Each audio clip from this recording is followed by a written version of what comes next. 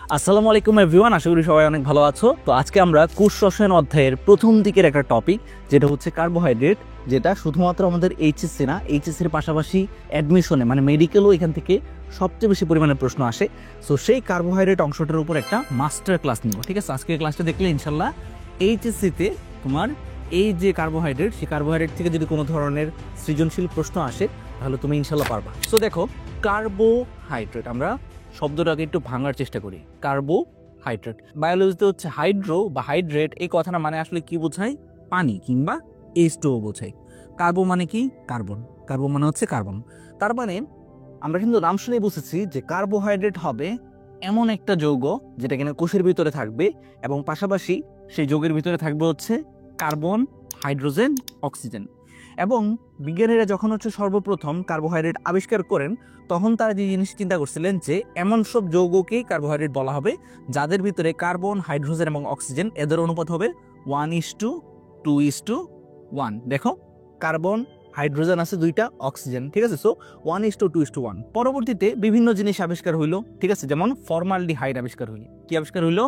Formaldehyde. So এখানেও কিন্তু হচ্ছে কার্বন, হাইড্রোজেন, অক্সিজেন এই তিনটা জিনিস দ্বারা তৈরি, এবং পাশাপাশি এখানেও কার্বন, হাইড্রোজেন, অক্সিজেনের অনুপাত কত? 1:2:1। কিন্তু স্টিল এটা কিন্তু কোনো ধরনের কার্বোহাইড্রেট না, এটা কিন্তু কোনো ধরনের কার্বোহাইড্রেট না। তাহলে আমরা এখান থেকে কি সিদ্ধান্তে আসলাম? আমরা যেই সিদ্ধান্তে আসলাম যে আমাদের আগের যে ধারণা যে কার্বোহাইড্রেট মানেই হচ্ছে এখানে কার্বন, হাইড্রোজেন, অক্সিজেন থাকবে এবং তাদের অনুপাত হবে 1:2:1, এই ধারণাটা আসলে ঠিক না। আমাদেরকে এই ধারণা চেঞ্জ করতে হবে।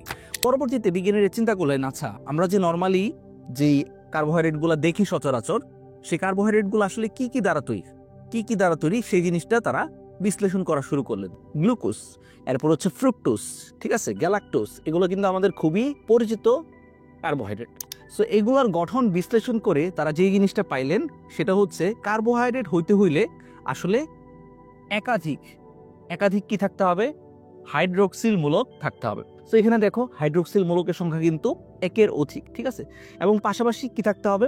আর যে জিনিসটা থাকতে হবে সেটা হচ্ছে হয় থাকবে অ্যালডিহাইড মূলক, হয় থাকবে অ্যালডিহাইড মূলক, অথবা থাকবে হচ্ছে কিটোন মূলক, অথবা কি থাকবে দেখো, অথবা থাকবে হচ্ছে কিটোনমূলক। সো তারা মোটামুটি বুঝে গেলেন যে যত কার্বোহাইড্রেট আছে দুনিয়াতে, যত কার্বোহাইড্রেট আছে দুনিয়াতে, তার ভিতরে এই দুইটা বৈশিষ্ট্য কমন। কি বৈশিষ্ট্য কমন? যে তার ভিতরে পলিহাইড্রোক্সি গ্রুপ থাকে, একের অধিক হাইড্রোক্সি গ্রুপ থাকবে, একের অধিক হাইড্রোক্সি গ্রুপ থাকবে, এবং সেই জিনিসটার কার্যকরী মূলক হিসেবে হয় থাকবে অ্যালডিহাইড গ্রুপ, এই অ্যালডিহাইড গ্রুপ, অথবা হচ্ছে কিটোন গ্রুপ থাকবে। সো আলটিমেটলি আমাদের এই যে কার্বোহাইড্রেট, সেই কার্বোহাইড্রেটের সংজ্ঞাটা, বর্তমান যে সংজ্ঞা ইউজ করা হয়, যে জিনিসটা পরীক্ষাতে আসলে তোমরা লিখবা, সেটা হচ্ছে কার্বোহাইড্রেট হচ্ছে পলিহাইড্রোক্সি অ্যালডিহাইড অথবা পলিহাইড্রোক্সি কিটোন অথবা এদের ডেরিভেটিভস।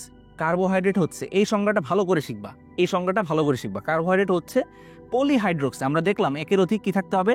হাইড্রোক্সি মূলক থাকতে হবে, পলিহাইড্রোক্সি অ্যালডিহাইড অথবা পলিহাইড্রোক্সি কিটোন অথবা এদের ডেরিভেটিভস, এদের থেকে উদ্ভূত যে যৌগসমূহ আছে তাদেরকেও কার্বোহাইড্রেটের অন্তর্গত রাখা হয়। ডেরিভেটিভস জিনিসটা অনেকেই বুঝো না। সো জাস্ট এরকম চিন্তা করো, ধরো এটা হচ্ছে তুমি, এটা হচ্ছে তোমার মাথা, এটা হচ্ছে তোমার মাথা। এখন আমরা যে কাজটা করলাম, কোনো একটা কারণে তোমার এই মাথাটাকে আমরা অপসারণ করলাম, তোমার বডি ঠিক থাকলো, তোমার এই মাথার জায়গায় আমরা একটা গরুর মাথা এনে অ্যাড করে দিলাম। তাহলে যে জিনিসটা হইলো, যেটা তৈরি হইলো, সেটাকে আমরা বলবো তোমার ডেরিভেটিভ, তোমার জাতক। তোমার দেহটা থেকে হচ্ছে সেই জিনিসটা তৈরি হয়েছে, বা দেহের কোনো একটা অংশ জাস্ট একটু মডিফাই করে নতুন কিছু অ্যাড করে আমরা হচ্ছে ফাইনালি যেটা প্রেজেন্ট করলাম সেটাকে বলা হবে তোমার ডেরিভেটিভ। সো ফাইনালি কার্বোহাইড্রেটের সংজ্ঞাটা হচ্ছে এটা, যে কার্বোহাইড্রেট হচ্ছে পলিহাইড্রোক্সি অ্যালডিহাইড বা পলিহাইড্রোক্সি কিটোন অথবা এদের থেকে উদ্ভূত হওয়া বা এদের থেকে তৈরি হওয়া যে সকল যৌগ আছে সেগুলা, ঠিক আছে? এদের থেকে আসছে এরকম কিছু যৌগ, তাদেরকে বলা হবে কার্বোহাইড্রেট। সো এই সংজ্ঞাটা অবশ্যই হচ্ছে সৃজনশীলের কয়ের জন্য ভালো করে হচ্ছে মনে রাখবা, ঠিক আছে? ভালো করে হচ্ছে মনে রাখবা। এবং দেখো, তোমাদের বইতে প্রথম দিকে আরো কিছু এক্সাম্পল দেওয়া আছে যে নিচের কোনটিতে কার্বন, হাইড্রোজেন, অক্সিজেনের অনুপাত 1:2:1 হওয়া সত্ত্বেও সেটা কার্বোহাইড্রেট না। এটার এক্সাম্পল কি? এক্সাম্পল হচ্ছে ফর্মালডিহাইড, যেটা কথা ক্লাসের শুরুতে বলছিলাম, এসিটিক অ্যাসিড, এগুলাতে কার্বন, হাইড্রোজেন, অক্সিজেনের অনুপাত 1:2:1, স্টিল সেটা কি না, সেটা কিন্তু কোনো ধরনের কার্বোহাইড্রেট না। অন্যদিকে সুক্রোজকে তো আমরা সবাই চিনি। সুক্রোজ হচ্ছে খাবার চিনি, যেটা কিনা খুবই পরিচিত একটা কার্বোহাইড্রেট, কিন্তু তার ভিতরে কিন্তু আবার কার্বন হাইড্রোজেন অক্সিজেনের অনুপাত 1:2:1 না। একটু ভালো করে খেয়াল করো, সুক্রোজের সংকেত হচ্ছে C12H22O11, অর্থাৎ এই ক্ষেত্রে কিন্তু কার্বন হাইড্রোজেন অক্সিজেনের অনুপাত 1:2:1 না হওয়া সত্ত্বেও এটা কিন্তু কার্বোহাইড্রেট হিসেবে বিবেচিত হচ্ছে। সুতরাং কার্বোহাইড্রেট হইতে হইলে কার্বন হাইড্রোজেন অক্সিজেন দ্বারাই গঠিত হতে হবে এমন কোনো কথা নাই। এটার সাথে সাথে নতুন কিছু যুক্ত হতে পারে, এটা হচ্ছে 1 নম্বর সিদ্ধান্ত। 2 নম্বর সিদ্ধান্ত হচ্ছে সব ক্ষেত্রে কার্বন হাইড্রোজেন অক্সিজেন অনুপাত 1:2:1 হইতেও পারে, নাও হইতে পারে। না হইলেও সমস্যা নাই যদি বাকি শর্তগুলো মেনে চলে। বাকি শর্ত কি? বাকি শর্ত হচ্ছে পলিহাইড্রোক্সি থাকতে হবে, একের অধিক হাইড্রোক্সিল মূলক থাকতে হবে, এবং পলিহাইড্রোক্সি এলডিহাইড হইতে হবে, মানে একটা এলডিহাইড মূলক থাকবে অথবা হচ্ছে পলিহাইড্রোক্সি কিটোন, ঠিক আছে, অর্থাৎ একটা কিটোন মূলক থাকবে, অথবা হচ্ছে এদের ডেরিভেটিভ হতে হবে। এই জিনিসগুলো হচ্ছে যদি মানে, তাহলেই তাকে আমরা বলবো হচ্ছে সে হচ্ছে কার্বোহাইড্রেট, ঠিক আছে। সো কার্বোহাইড্রেটের এই সংজ্ঞাটা এবং এই যে উদাহরণগুলো আছে সেগুলো অবশ্যই ভালো করে মনে রাখবা, এমসিকিউতে প্রশ্ন আসবে। আচ্ছা, এরপর আমরা যে জিনিসটা জানার চেষ্টা করবো সেটা হচ্ছে কার্বোহাইড্রেট বা শর্করার বৈশিষ্ট্যগুলো একটু ভালো করে মনে রাখবা। এরা স্বাদে মিষ্টি হইতে পারে অথবা হচ্ছে স্বাদহীন হইতে পারে। মিষ্টি উদাহরণ কি? মিষ্টির উদাহরণ হচ্ছে সুক্রোজ হচ্ছে চিনি, অথবা স্বাদহীন সেলুলোজ, উদ্ভিদের কোষপ্রাচীর যারা তারা গঠিত সেই সেলুলোজ কিন্তু হচ্ছে স্বাদহীন, ঠিক আছে। এবং পাশাপাশি বেশি পরিমাণ তাপে যদি হচ্ছে তুমি এদেরকে বার্ন করো তাহলে কিন্তু এরা অঙ্গার ছায়ের মতো অবস্থায় কিন্তু পরিণত হবে, ঠিক আছে। এবং অধিকাংশ পানিতে অদ্রবণীয় কেন? অদ্রবণীয় কারণ হচ্ছে এদের স্ট্রাকচার অনেক বিশাল বড় হয়। এত বড় স্ট্রাকচার হলে সাধারণত সে পানিতে দ্রবণীয় হইতে পারে না, এক্সেপ্ট হচ্ছে মনোস্যাকারাইডের স্ট্রাকচার ছোট, সুতরাং সে হচ্ছে ইজিলি পানিতে দ্রবণীয় হইতে পারবে। এরা অ্যাসিডের সাথে মিশে হচ্ছে এস্টার গঠন করে। এবং এই যে পয়েন্টটা আছে, লাস্ট যে পয়েন্ট, সেই পয়েন্টটা খুবই গুরুত্বপূর্ণ। এরা কিন্তু আলোক সক্রিয় যৌগ। আমরা দেখবো যে কোনো সময় এরা হচ্ছে আলোর যে তল, সেই তলকে ডান দিকে ঘুরাইতেছে, কোনো সময় বাম দিকে ঘুরাইতেছে। সো এরা কিন্তু হচ্ছে আলোক সমানতা প্রদর্শন করে। এটা ভালো করে মনে রাখবা।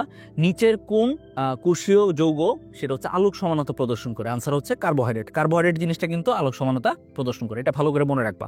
কার্বোহাইড্রেটের কাজগুলো আশা করি সবাই জানো। গ্লুকোজ জিনিসটা বার্ন হয়েই হচ্ছে আমাদের দেহের মাঝে শ্বসন বিক্রিয়াটা সংঘটিত হয়। সুতরাং আমাদের দেহের শক্তির প্রধান উৎস হিসেবে কাজ করে এরা।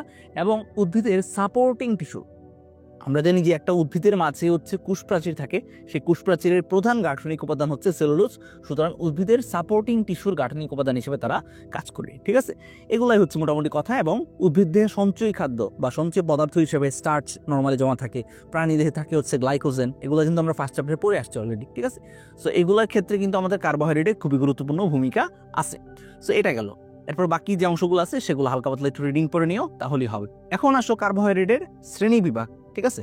কার্বোহাইড্রেট আসলে কত প্রকারের হইতে পারে, এটা আসলে কিসের উপর ডিপেন্ড করে তুমি শ্রেণীবিন্যাস করতেছো সেটার উপর ডিপেন্ড করে। যেমন স্বাদের ভিত্তিতে স্বাদটা কিরকম, সেটা কি হচ্ছে মিষ্টি স্বাদ নাকি কোনো ধরনের স্বাদ নাই, সেই জিনিসের উপর ডিপেন্ড করে আমরা দুই ধরনের কার্বোহাইড্রেট পাই। একটা হচ্ছে সুগার, একটা হচ্ছে নন সুগার। সুগারগুলো হচ্ছে একটু মিষ্টি টাইপের হয় বা স্বাদ আছে, নন সুগারের কোনো ধরনের স্বাদ নাই। রাসায়নিক গঠনের ভিত্তিতে কয় রকমের হতে পারে? রাসায়নিক গঠনের ভিত্তিতে হইতে পারে মনোস্যাকারাইড। মনো কথাটা বায়োলজি যেখানে পাই আমরা, মনো মানে কি? মনো মানে হচ্ছে এক।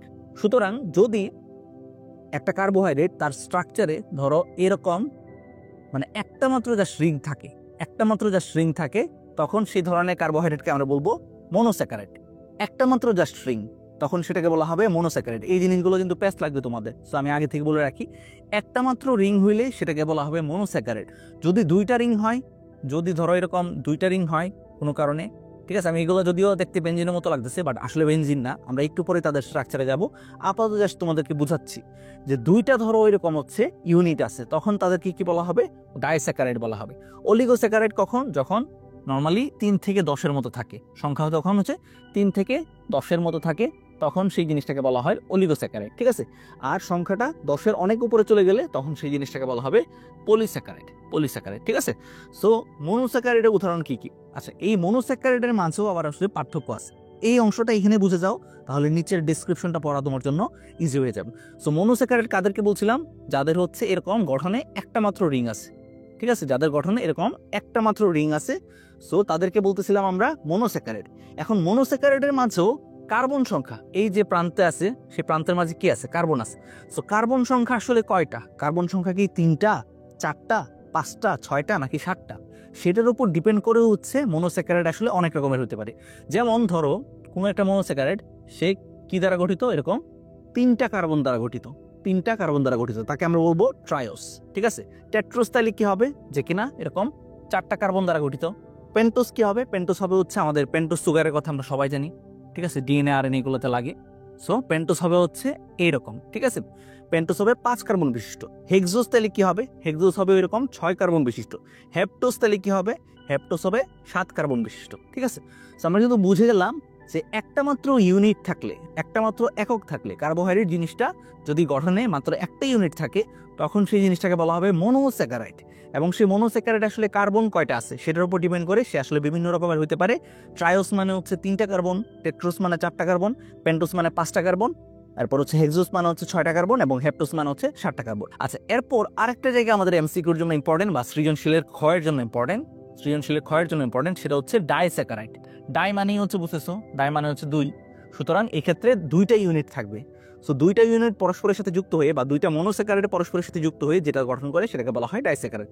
ডাইস্যাকারাইডের উদাহরণ হচ্ছে সুক্রোজ, সেলুবায়োস, ম্যালটোস, ল্যাকটোস। ঠিক আছে, এগুলো হচ্ছে ডাইস্যাকারাইডের উদাহরণ। এরপর আসে হচ্ছে অলিগোস্যাকারাইড। অলিগোস্যাকারাইড মানে হচ্ছে আসলে 3 থেকে 10-এর মতো হইতে পারে। সো 3টা দ্বারা গঠিত হইলে সেটাকে আমরা বলবো ট্রাইস্যাকারাইড। যদি 4টা ইউনিট দ্বারা গঠিত হয় টেট্রাস্যাকারাইড, 5টা ইউনিট দ্বারা গঠিত হইলে পেন্টাস্যাকারাইড। ঠিক আছে, আশা করি হচ্ছে বুঝতে পারছো। আচ্ছা, এবার আসো হচ্ছে আমরা পলিস্যাকারাইডের কথা জানি। পলিস্যাকারাইড মানে কি, যেখানে হচ্ছে ইউনিটের সংখ্যা, ঠিক আছে, এই যে ইউনিট, সেই ইউনিটের সংখ্যা হচ্ছে 10-এর উপরে এবং এটার কোনো আসলে শেষ নাই, যত সংখ্যক তত সংখ্যক হইতে পারে। সো এটার একটা এক্সাম্পল হচ্ছে আমরা মনে রাখবো সেলুলোজ, তারপর হচ্ছে স্টার্চ কিংবা শ্বেতসার, গ্লাইকোজেন, পেকটিন, এগুলো হচ্ছে আসলে পলিস্যাকারাইড, এগুলো হচ্ছে পলিস্যাকারাইড। এবং এর ভিতরে উদ্ভিদের গঠনের সাথে সহায়ক এরকম কিছু তোমার হচ্ছে পলিস্যাকারাইড উদাহরণ হচ্ছে সেলুলোজ, পেকটিন। সেলুলোজ কোথায় পাওয়া যায়, কোষপ্রাচীরে পাওয়া যায়। পেকটিন কোথায় পাওয়া যায়, কোষপ্রাচীরে যে মধ্যপর্দা আছে সেই মধ্যপর্দাতে কিন্তু পেকটিন পাওয়া যায়। এগুলো অলরেডি জানা থাকার কথা। সঞ্চিত খাদ্য, উদ্ভিদের সঞ্চিত খাদ্য হিসেবে থাকে স্টার্চ কিংবা শ্বেতসার। অন্যদিকে প্রাণী দেহে সঞ্চিত খাদ্য হিসেবে থাকে হচ্ছে গ্লাইকোজেন। আমাদের যে পেশি বা আমাদের যে লিভার, সেই লিভারে কিন্তু প্রচুর পরিমাণে গ্লাইকোজেন জমা থাকে। আচ্ছা, এটা গেল হচ্ছে রাসায়নিক অণুর গঠনের ভিত্তিতে। এবার আসো বিজারণ ক্ষমতা। কোনটা রিডিউসিং সুগার, কোনটা নন রিডিউসিং সুগার, এটা ভালো করে মনে রাখবা। এইখানেই আমি সেই জিনিসটা বুঝাই দিচ্ছি, ঠিক আছে।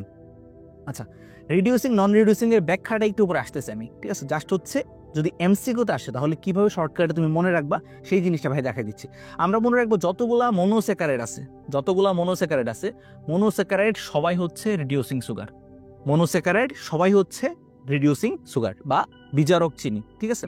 অন দ্য আদার হ্যান্ড ডাইস্যাকারাইডের মাঝে সুক্রোজ বাদে বাকি সবাই হচ্ছে রিডিউসিং সুগার।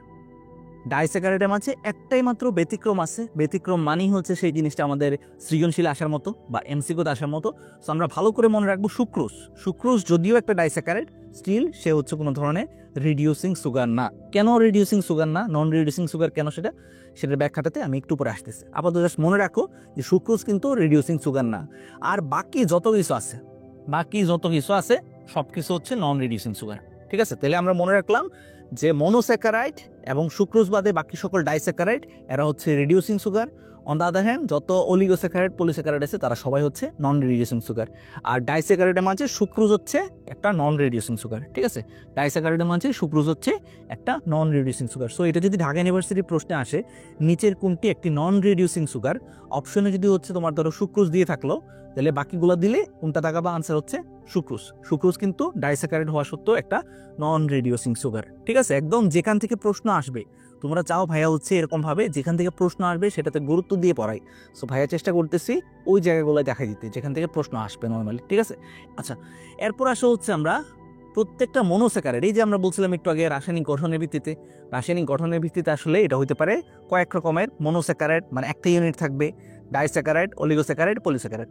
সো ফার্স্টে আসো মনোস্যাকারাইডের মাঝে কার্বন সংখ্যা, মানে মনোস্যাকারাইডের মাঝে আমরা বুঝতেছি যে একটা মাত্র ইউনিট থাকবে। সো এই ইউনিটটার মাঝে কার্বন সংখ্যা কয়টা কার্বন আছে সেটার উপর ডিপেন্ড করে আমরা ফার্স্টে দেখবো ট্রায়োজের কথা, পরে টেট্রোস, পেন্টোস, হেক্সোস এবং হেপ্টোজের কথা আমরা দেখবো। প্রত্যেকটা থেকে জাস্ট উদাহরণগুলো শিখবা, ঠিক আছে। বাকি অনেক কথা বইতে আছে, এত কথার দরকার নাই, জাস্ট হচ্ছে উদাহরণগুলো শিখবা। ট্রায়োজের উদাহরণ কি? ট্রায়োজের উদাহরণ হচ্ছে গ্লিসারএলডিহাইড। ট্রায়োজের উদাহরণ হচ্ছে এই যে দেখো গ্লিসারএলডিহাইড। কয়টা কার্বন দ্বারা গঠিত? 1, 2, 3। যেহেতু আমাদের সক্রিয়তার সিরিজে এলডিহাইড মূলককে আমরা 1 নম্বরে রাখি সবসময়। সো এই জন্য এলডিহাইড মূলক থেকে আমরা কার্বন নাম্বারিংটা করব। সো দেখো এলডিহাইড মূলক এটা হচ্ছে 1 নম্বর কার্বনে আছে, 2 নম্বর কার্বন, 3 নম্বর কার্বন। সো এটা হচ্ছে একটা মাত্র ইউনিট দ্বারা গঠিত এবং সেই জিনিসটাতে কার্বন সংখ্যা হচ্ছে 3টা। এটাকেই বলা হবে ট্রায়োস, ঠিক আছে। সো ট্রায়োসগুলার কমন সংকেত হচ্ছে এটা ভালো করে মনে রাখবা। ট্রায়োসগুলার কমন সংকেত হচ্ছে এটা এবং ট্রায়োসের এক্সাম্পল হচ্ছে গ্লিসারেলডিহাইড এবং হচ্ছে dihydroxy acetone. Dihydroxy acetone, acetone হচ্ছে বুঝতে পারতেছো এক ধরনের কিটোন, এক ধরনের কিটোন। দেখো কিটোন গ্রুপ আছে। আর পাশাপাশি ডাইহাইড্রোক্সি মানে 2টা হাইড্রোক্সি মূলক থাকবে, ঠিক আছে। সো ট্রায়োজের এক্সাম্পল নিচের কোনটা, এটা কিন্তু এমসিকিউতে আসতে পারে, তখন জাস্ট মনে রাখবা। আচ্ছা, পাশাপাশি আরেকটা জিনিস এখান থেকেই বলে দেওয়া যায়, সেটা হচ্ছে এই যে তোমার গ্লিসারেলডিহাইড, সেই গ্লিসারেলডিহাইড সে 3টা কার্বন নিয়ে গঠিত, একটা মাত্র ইউনিট দ্বারা গঠিত। সুতরাং সে হচ্ছে ফার্স্টে মনোস্যাকারাইড। মনোস্যাকারাইডের মাঝে যেহেতু 3টা কার্বন আছে, সুতরাং সে হচ্ছে ট্রায়োস। ট্রায়োজের মাঝে সে কি ধরনের কার্বোহাইড্রেট, সে তার মাথায় যেহেতু আছে এলডিহাইড মূলক, সুতরাং সে হচ্ছে এলডোস। ট্রায়োস এবং হচ্ছে এলডোস, এটা মনে রাখবা। ট্রায়োজের মাঝে সে হচ্ছে আসলে এলডোস। ট্রায়োজের মাঝে সে হচ্ছে আসলে এলডোস। অন্যদিকে ডাইহাইড্রোক্সি এসিটোন, সেটা কথা খেয়াল করো, সেটার মাঝে আমরা দেখতেছি একটাই মাত্র ইউনিট আছে এবং সেই ইউনিটটা 3টা কার্বন নিয়ে গঠিত। সুতরাং একটা ইউনিট যেহেতু মনোস্যাকারাইড, 3টা কার্বন নিয়ে গঠিত, সুতরাং ট্রায়োস। এবং 2 নাম্বার কার্বনে আছে কিটোনমূলক, সুতরাং সে হচ্ছে ট্রায়োজের মাঝে কিটোস, ঠিক আছে। কিটোনমূলক থাকলে তখন আমরা তাকে বলবো হচ্ছে কিটোস। সো জাস্ট এই জিনিসটা মনে রাখবা যে কোনটা হচ্ছে কিসের উদাহরণ, ট্রায়োজের উদাহরণ কোনটা এবং ট্রায়োজের মাঝে কোনটা হচ্ছে এলডোস, ট্রায়োজের মাঝে কোনটা হচ্ছে কিটোস, ঠিক আছে। এমসিকিউতে সাধারণত এটাই হচ্ছে পেঁচা দেওয়ার চেষ্টা করা হয়, ঠিক আছে।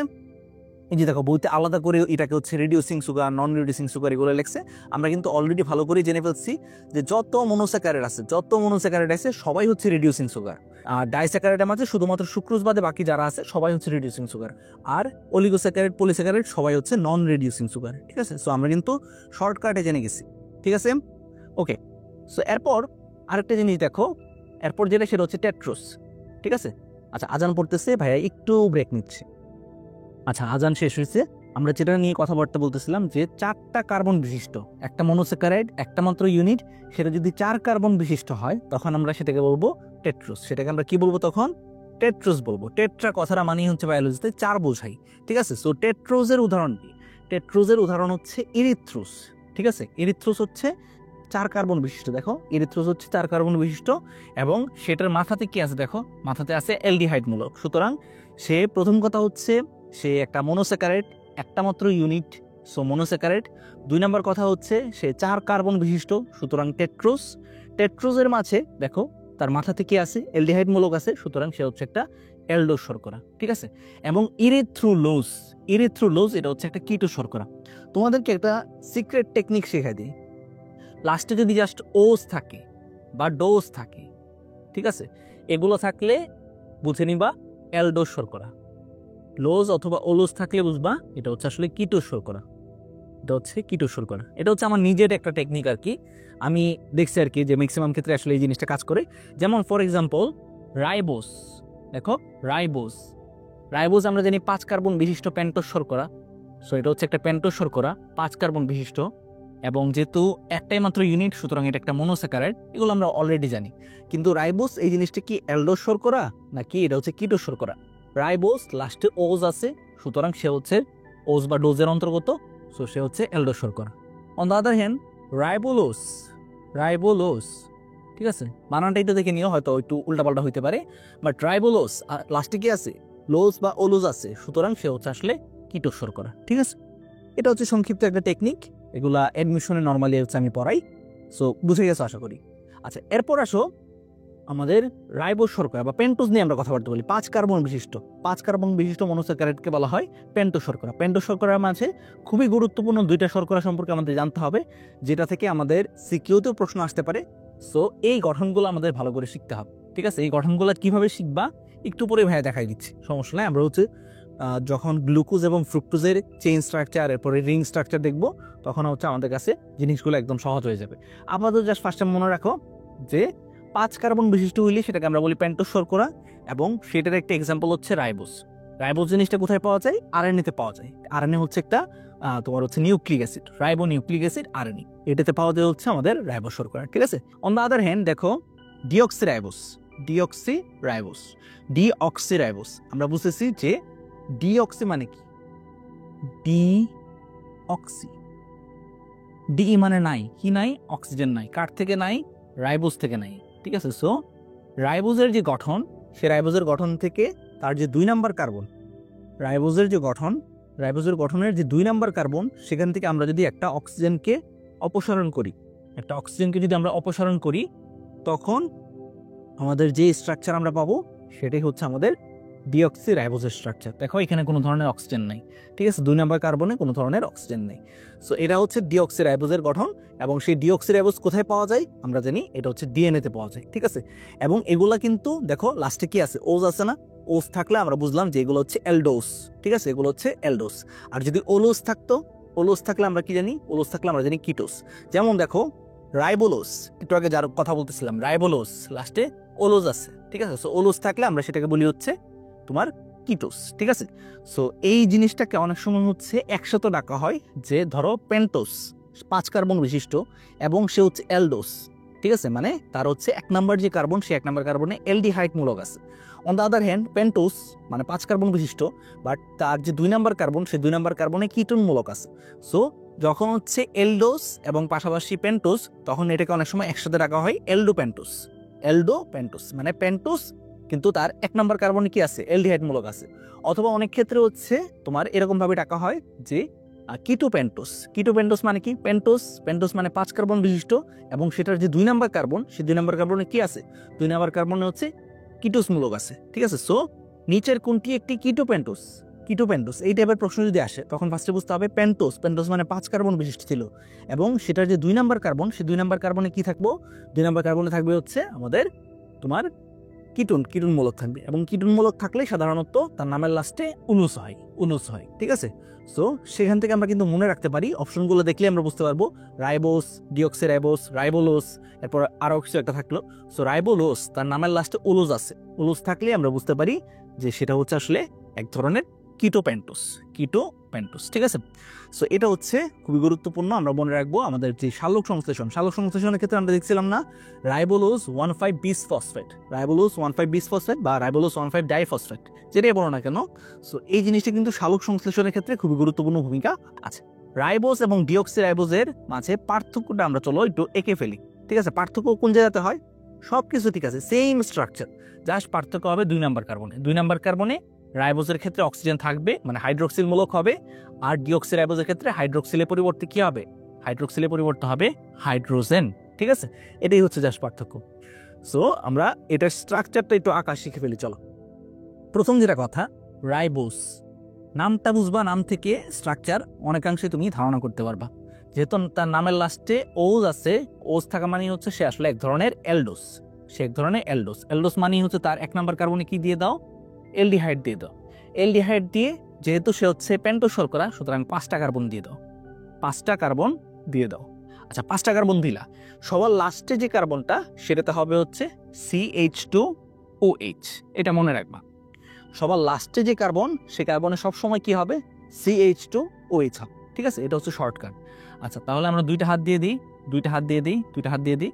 এবার কথা হচ্ছে এই জায়গাতে তুমি কি দিবা, আমরা মনে রাখবো যে এরকম একটা চিহ্ন চিন্তা করবা সবসময়, এরকম একটা চিহ্ন চিন্তা করবা, এরকম, ঠিক আছে, এরকম একটা চিহ্ন চিন্তা করবা এবং এই বরাবর হচ্ছে তুমি হাইড্রোক্সিল মূলক দিয়ে যাবা, এই বরাবর হাইড্রোক্সিল মূলক দিয়ে যাবা, ঠিক আছে।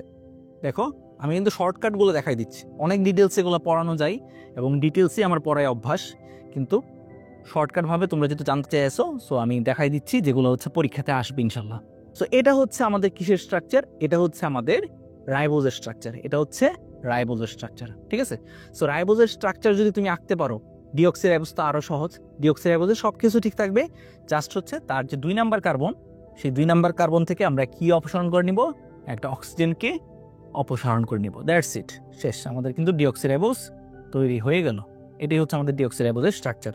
সো আমরা কি মনে রাখবো, যে কোনো একটা নাম ফার্স্টে খেয়াল করব, নাম ফার্স্টে খেয়াল করে দেখবো যে তার নামের লাস্টে কি ওজ আছে নাকি ওলোজ আছে, ঠিক আছে। এই টেকনিকগুলো কিন্তু অনেক ক্ষেত্রে তুমি অন্য ভিডিওতে পাবা না বা অন্য ক্লাসে পাবা না।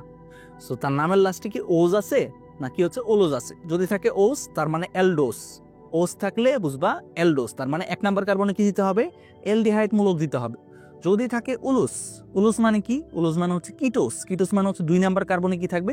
2 নাম্বার কার্বনে কিটোন গ্রুপ থাকবে, ঠিক আছে? সো এরকম ভাবে আমরা ইজিলি হচ্ছে ইন্টারপ্রিট করব, ঠিক আছে? সো 1 নাম্বার দেখো, প্রথম যেটা আমরা খেয়াল করলাম যে রাইবোস, রাইবোজার নামের লাস্টে হচ্ছে ওজ আছে, ওজ থাকা মানে হচ্ছে সে আসলে এলডোস। সো আমরা 1 নাম্বার কার্বনে কি দিয়ে দিলাম? 1 নাম্বার কার্বনে অ্যালডিহাইড দিয়ে দিলাম। সে কয় কার্বন বিশিষ্ট শর্করা? 5 কার্বন বিশিষ্ট পেন্টোজ শর্করা। 5টা কার্বন এঁকে ফেললাম। সবার লাস্টের কার্বনে কি হবে? সবার লাস্টের কার্বনে CH2OH হবে। বাকি যেই কার্বনগুলো সেগুলো হাত দিয়ে দিবা। হাত দেওয়ার পরে এই চিহ্নটার কথা মনে রাখবা, ঠিক আছে? এই চিহ্ন বরাবর হাইড্রোক্সিল মূলক দিয়ে দিবা। তাহলে বাকি যে হাতগুলো থাকবে সেগুলোতে কি হবে? অটোমেটিক্যালি হচ্ছে হাইড্রোজেন মূলক হবে, ঠিক আছে? একদম শর্টকাট কিন্তু আমি দেখাই দিলাম।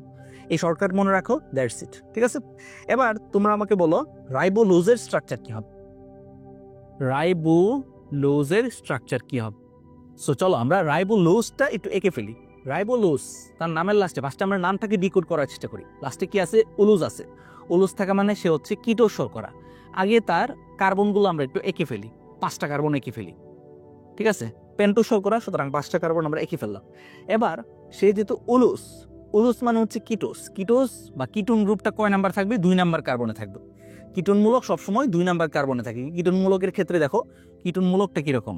কিটোন মূলকটা কিন্তু এরকম না, তার মানে কার্বনের একটা হাত কিন্তু খালি থাকতেছে। কার্বনের এটাকে যদি তুমি 1 নম্বরে দাও, এটাকে যদি 1 নম্বরে নিয়ে যাও, তারপরে স্টিল কিন্তু কার্বনের একটা হাত খালি থাকবে, যে কারণে কিটোন মূলকটা সবসময় কোথায় থাকে? 2 নাম্বার কার্বনে থাকে। এটা ভালো করে মনে রাখবা, 2 নাম্বার কার্বনে হচ্ছে কিটোন মূলক থাকে। 1 2 3 4 5, ঠিক আছে? আচ্ছা, এবার আসো আমরা বাকি অংশগুলো ফিল আপ করা শুরু করি। প্রথমে যেটা কথা সেটা হচ্ছে 5 নাম্বার যে কার্বন, সে কার্বনে কি হবে? আমি কিন্তু আগেই বলছি 5 নাম্বার কার্বনে হবে CH2OH। On the other hand কিটোজের ক্ষেত্রে মনে রাখবা 2 নাম্বার কার্বনে তুমি কিটোন মূলক দিয়ে দিছো। সো 1 নাম্বার কার্বনটাও হবে হুবহু কপি অফ 5 নাম্বার কার্বন, ঠিক আছে? এটা হচ্ছে শর্টকাট বলে দিচ্ছি। 2 নাম্বার কার্বনে তুমি কিটোন মূলক দিয়ে দিলা, এবার 1 নাম্বার আর 5 নাম্বার কার্বন সেম মূলক কি হবে? CH2OH হবে। তাহলে বাকি থাকলো কি? বাকি থাকলো হচ্ছে 3 নাম্বার আর 4 নাম্বার কার্বন। কি বলবা? ওই চিন্তা করবা, এরকম চিহ্ন দিয়ে যাচ্ছ। সো এই চিহ্ন তো অলরেডি অকুপাইড, তাহলে এই অংশে কি হবে? এই অংশে এরকম হবে, এরকম হবে। বাকি অংশগুলা ফিল আপ করে দাও, শেষ, ডান। আমাদের কিন্তু রাইবোলোজের স্ট্রাকচার ডান। বোঝা গেল কিভাবে হচ্ছে স্ট্রাকচারগুলো আঁকতে হবে? এগুলাই কিন্তু পরীক্ষাতে আসবে, ঠিক আছে? সো আমি এক্স্যাক্টলি এগুলাই দেখাই দিচ্ছি। সো আমাদের কিন্তু কি শেষ হইল? আমাদের পেন্টোজ শর্করা শেষ হইল, ঠিক আছে? আর রিং স্ট্রাকচার আমি একটু পরে আসতেছি। রিং স্ট্রাকচার মানে এই স্ট্রাকচারটা, এটা যে আঁকবা তুমি একটু পরে আমি দেখাই দিচ্ছি। যখন গ্লুকোজ আর ফ্রুক্টোজের স্ট্রাকচার তোমাকে দেখাবো তখন তুমি নিজেই বুঝতে পারবা, ঠিক আছে? এই যে দেখো, আমাদের সবচেয়ে ইম্পর্টেন্ট যেই জায়গা থেকে আমাদের সিকিউ আসবে ইনশাল্লাহ, যেই জায়গা থেকে সিকিউ আসার সম্ভাবনা অনেক বেশি, সেটা হচ্ছে এই গ্লুকোজ। আচ্ছা, আমরা একটু একটা সাজেশন তোমাদের দিচ্ছি, সেই সাজেশনটা একটু মনে রাখো। এই কয়েকটা যৌগের স্ট্রাকচার শেখা একদম মাস্ট, ফরজ, ঠিক আছে? এগুলা থেকে প্রশ্ন আসার সম্ভাবনা সবচেয়ে বেশি। সৃজনশীলে প্রশ্ন আসলে এগুলোর গঠন থেকেই সাধারণত প্রশ্ন আসবে। আর 2টার কথা আমি একটু আগে অলরেডি পড়াই ফেলছি আমরা, সেগুলা কি কি? সেগুলোর গঠন তুমি শিখে রাখতে পারো, ঠিক আছে? না শিখে রাখতে চাইলেও শিখতে হবে এটা। কেন? কারণ ভাই ডিএনএ আরএনএ তো পড়তে হবে। সো ডিএনএ আরএনএ তো অলরেডি কিন্তু তোমার রাইবোজ, ডিঅক্সিরাইবোজ এগুলো লাগবে। সো এগুলো হচ্ছে শেখা সুন্নত, পড়লে ভালো, না পড়লেও তেমন কোনো সমস্যা নেই, বাট এগুলো অবশ্যই শিখতে হবে। এগুলোর গঠন অবশ্যই শিখতে হবে। আর এগুলোর গঠন যে আমরা শিখলাম এতক্ষণ, সেই বেসিকটা কিন্তু এক্ষেত্রে কাজে লাগবে। এগুলোর গঠনটা আমরা দেখবো যে আমরা ইজিলি শিখতে পারতেছি। আচ্ছা, সো চলো আমরা হেক্সোসের ভিতরে চলে যাই। হেক্সোস মানে কি? হেক্সোস মানে হচ্ছে এমন মনোস্যাকারাইড যার ভিতরে কয়টা কার্বন থাকবে? 6টা কার্বন থাকবে। সো দেখো গ্লুকোজের ভিতরে, আচ্ছা আরেকটা জিনিস একটু মনে রাখবা, এই যে প্রত্যেকটা কার্বোহাইড্রেট, প্রত্যেকটা কিছু অপর নাম আছে। গ্লুকোজের অপর নাম হচ্ছে ডেক্সট্রোজ। সো নিচের কোনটি? ডেক্সট্রোজ, আনসার হচ্ছে গ্লুকোজ, ঠিক আছে? এবং গ্লুকোজের আণবিক সংকেতটাও তোমাকে মনে রাখতে হবে। আণবিক সংকেত মনে রাখা সহজ, কারণ আণবিক সংকেতের ক্ষেত্রে গ্লুকোজ, ফ্রুক্টোজ, শুধুমাত্র সুক্রোজ বাদে, সুক্রোজ একটা ব্যতিক্রম, এটা বাদে বাকিগুলা মোটামুটি হচ্ছে আমরা ক্লাসের শুরুতে বলছিলাম না 1:2:1, ঠিক আছে? কার্বন, হাইড্রোজেন, অক্সিজেন অনুপাত 1:2:1, ওই জিনিসটাই ফলো করি। সো ওইটা ফলো করলে দেখো, কার্বন যদি 6টা থাকে, তার মানে হাইড্রোজেন কয়টা থাকার কথা? দ্বিগুণ থাকার কথা। সো হাইড্রোজেন থাকবে 12টা, অক্সিজেন কয়টা থাকবে? আবার একটা, 1:2:1। সো দেখো, কার্বন 6টা, হাইড্রোজেন 12টা এবং হচ্ছে অক্সিজেন 6টা। এরকম ভাবে মনে রাখতে পারো, সমস্যা নেই, যেভাবে তোমার মনে থাকে আর কি। আচ্ছা, এবার আসো গ্লুকোজ। গ্লুকোজ কি? গ্লুকোজ হচ্ছে একটা অ্যালডোহেক্সোস। গ্লুকোজ হচ্ছে একটা অ্যালডোহেক্সোস, ঠিক আছে? গ্লুকোজ হচ্ছে একটা অ্যালডোহেক্সোস। অ্যালডোহেক্সোস মানে হচ্ছে তার যে স্ট্রাকচার, সেই স্ট্রাকচারে এক নাম্বার কি থাকবে? এক নাম্বার থাকবে একটা অ্যালডিহাইড মূলক, ঠিক আছে? অন দ্য আদার হ্যান্ড আমরা ফ্রুক্টোজের ক্ষেত্রে একটা ব্যতিক্রম দেখবো। ফ্রুক্টোজের নামের আসলে যদিও ফ্রুক্টোলোজ নাই, স্টিল সে হচ্ছে একটা কিটোস। এই যে দেখো তার স্ট্রাকচারটা দেখলে বুঝবা যে তার স্ট্রাকচারে 2 নাম্বার কার্বনে হচ্ছে কি আছে? কিটোন মূলক আছে, ঠিক আছে? 2 নাম্বার কার্বনে কিটোন মূলক আছে।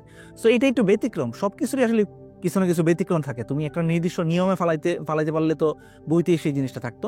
সো সে কিন্তু একটা কিটোহেক্সোস। সে কিন্তু একটা কিটোহেক্সোস, যদিও তার নামের লাস্টে উলুস নাই, ঠিক আছে? এটা একটু মনে রাখবা যে ফ্রুক্টোজ হচ্ছে একটা কিটোহেক্সোস, অন্যদিকে গ্লুকোজ হচ্ছে একটা অ্যালডোহেক্সোস, ঠিক আছে? আচ্ছা, এটা মনে রাখলাম। এরপর আরেকটা জিনিস, আমাদের ঢাকা ইউনিভার্সিটি এবং মেডিকেলে যারা পরীক্ষা দিবা অবশ্যই জিনিসটা মনে রাখবা যে গ্লুকোজকে বলা হয় আঙ্গুরের শর্করা বা হচ্ছে গ্রেপ সুগার। গ্রেপ সুগার কিংবা আঙ্গুরের শর্করা বলা হয়। গ্লুকোজকে কি বলা হয়? গ্রেপ সুগার কিংবা আঙ্গুরের শর্করা বলা হয়, কারণ পাকা আঙ্গুরে গ্লুকোজের পরিমাণ থাকে 12 থেকে 30 ভাগ। পাকা আঙ্গুর, একদম যে আঙ্গুর হচ্ছে পাকা, তার ভিতরে গ্লুকোজের পরিমাণ মোটামুটি একটা সিগনিফিক্যান্ট পরিমাণে থাকে, সেটা হচ্ছে 12 থেকে 30 ভাগ থাকে, ঠিক আছে? এই জন্য গ্লুকোজকে অনেক সময় বলা হয় আঙ্গুরের শর্করা কিংবা গ্রেপ সুগার। অন্যদিকে ফ্রুক্টোজের সাথে কি মিল আছে? ফ্রুটের মিল আছে। ফ্রুট মানে হচ্ছে ফল। তাহলে এই আঙ্গুর বাদে বাকি যত ফল টল আছে সেই ফলগুলোতে সাধারণত ফ্রুক্টোজ বেশি পাওয়া যায়, যে কারণে ফ্রুক্টোজকে বলা হয় ফলের শর্করা। ফলের শর্করা কিংবা ফ্রুট সুগার। ফলের শর্করা কিংবা ফ্রুট সুগার। সো এটা কিন্তু অবশ্যই আমাদের এমসিকিউতে আসার মতো, যে নিচের কোনটিকে বলা হয় আঙ্গুরের শর্করা বা নিচের কোনটিকে গ্রেপ সুগার বলা হয়, নিচের কোনটিকে তোমার হচ্ছে ফলের শর্করা বলা হয়, ঠিক আছে? সো সেক্ষেত্রে এই জিনিসগুলো অবশ্যই মনে রাখবা, ঠিক আছে? আচ্ছা, এটা গেল।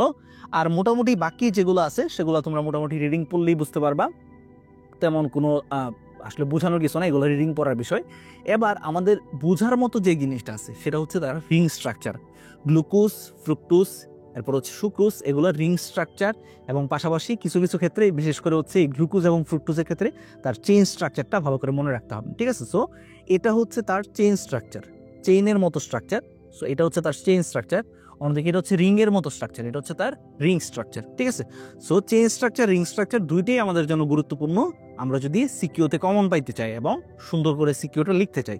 সো চেইন স্ট্রাকচার তো আর সমস্যা হবে না। চেইন স্ট্রাকচার অলরেডি কিন্তু আমরা পারবো ইনশাল্লাহ, কারণ ভাই কিন্তু একটা শর্টকাট দেখাই দিলাম যে গ্লুকোজ ফার্স্টে বুঝতে হবে এটা কয় কার্বন বিশিষ্ট, এবং পাশাপাশি এটা কি অ্যালডোস নাকি কিটোস।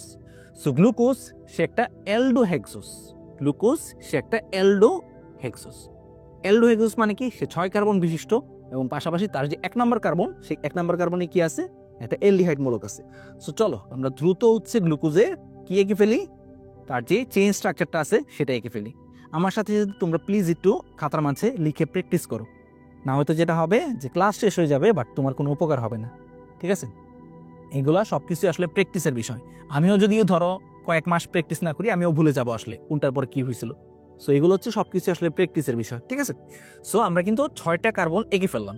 এঁকে ফেলার পর সে কি? সে হচ্ছে অ্যালডোহেক্সোস। সুতরাং তার 1 নাম্বার কার্বন আমরা কি দিয়ে দিব? অ্যালডিহাইড মূলক দিয়ে দিব। এটা হচ্ছে 1 নাম্বার কার্বন, 2 নাম্বার, 3, 4, 5, 6। অবশ্যই কার্বনের নাম্বারিংগুলো উল্লেখ করে দিও, ঠিক আছে? এরপর আমরা কার্বনগুলার হাত দিয়ে দিব। হাত আমরা দিয়ে দিলাম, এবং পাশাপাশি আমরা কি করব?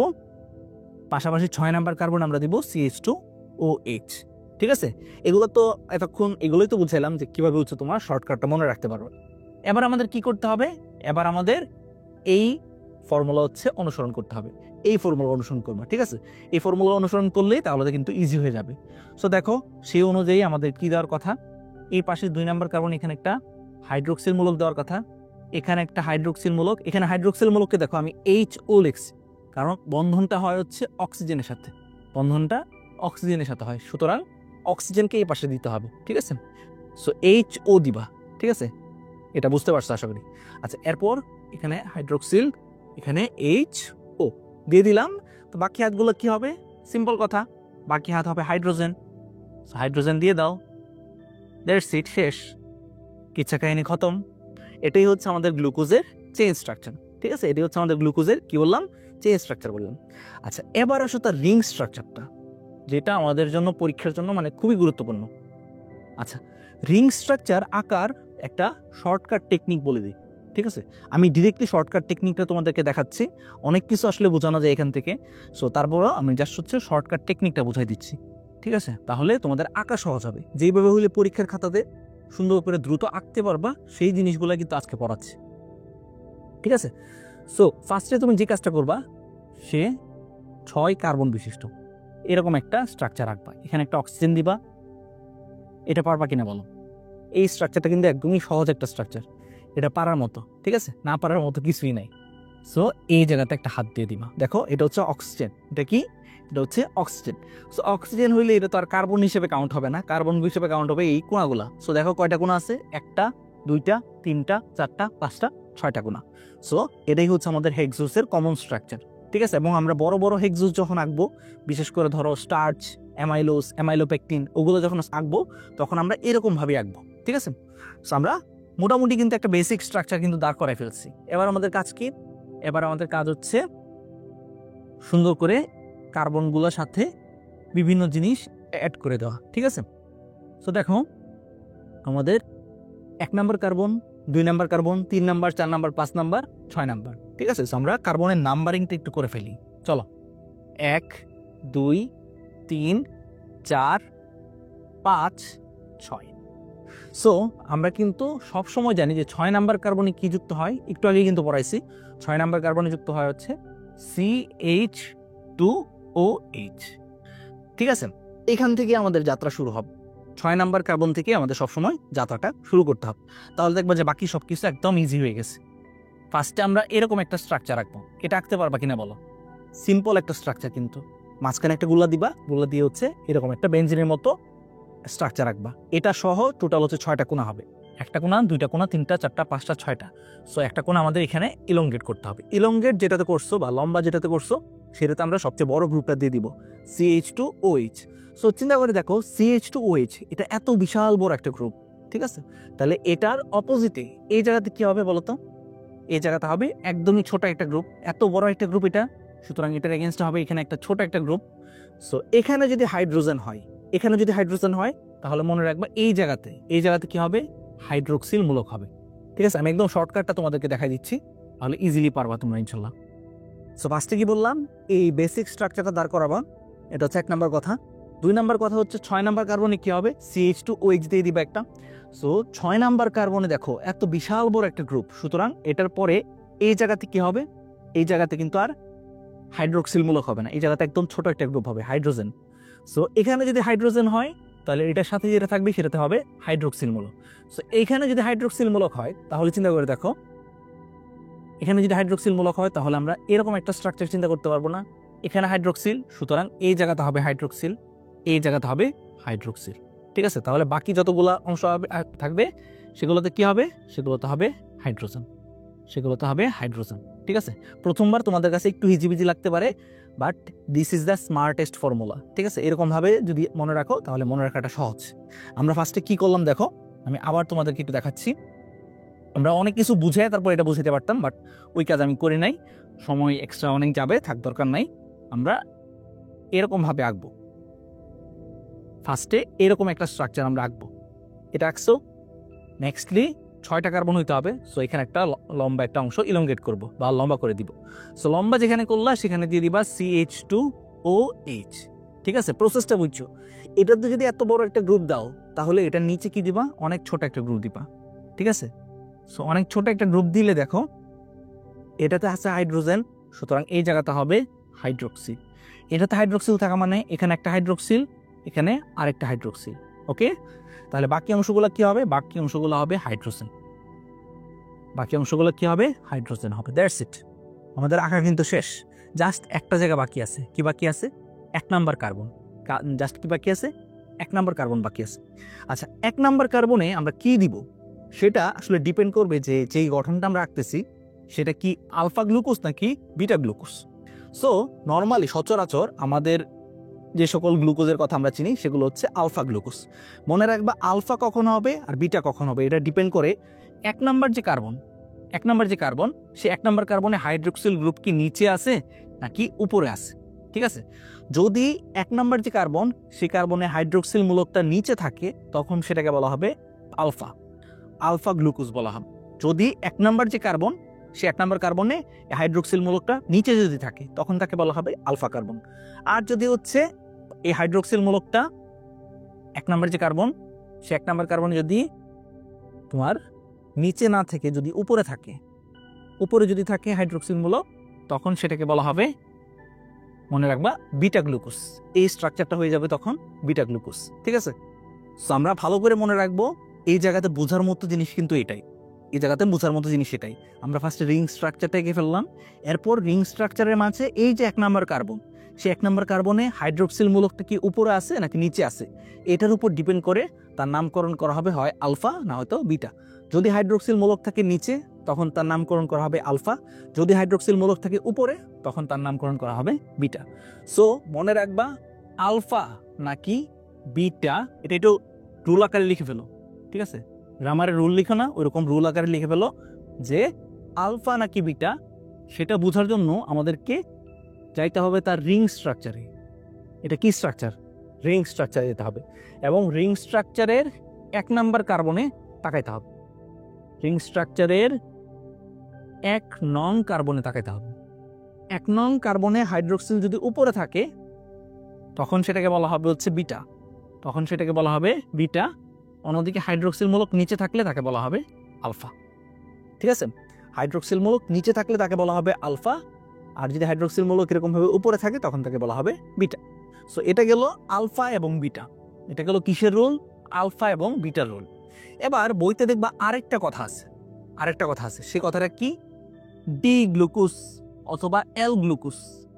মনে রাখবা, আলফা বিটার ক্ষেত্রে আমরা খেয়াল করছি তার রিং স্ট্রাকচার। আলফা বিটা এটা নির্ধারণের জন্য আমরা খেয়াল করছি তার ring structure. On the other hand, একটা গ্লুকোজ বা একটা ফ্রুক্টোজ বা একটা এরকম কার্বোহাইড্রেট, সেটা কি ডি নাকি এল, সেটা বোঝা যাবে তার এই চেইন স্ট্রাকচার থেকে। চেইন স্ট্রাকচার থেকে বোঝা যাবে। সেটা কিসে থেকে বোঝা যাবে? তার এই চেইন স্ট্রাকচার থেকে। আচ্ছা, চেইন স্ট্রাকচারে এটা একটু রুলটা একটু লিখে ফেলো, ডি নাকি এল এর রুল, এটা একটু লিখে ফেলো। ঠিক আছে? এটা আমরা বইতে এত সহজ করে পাবো না, বইতে অনেক ঝামেলা টামেলা করে লেখা আছে।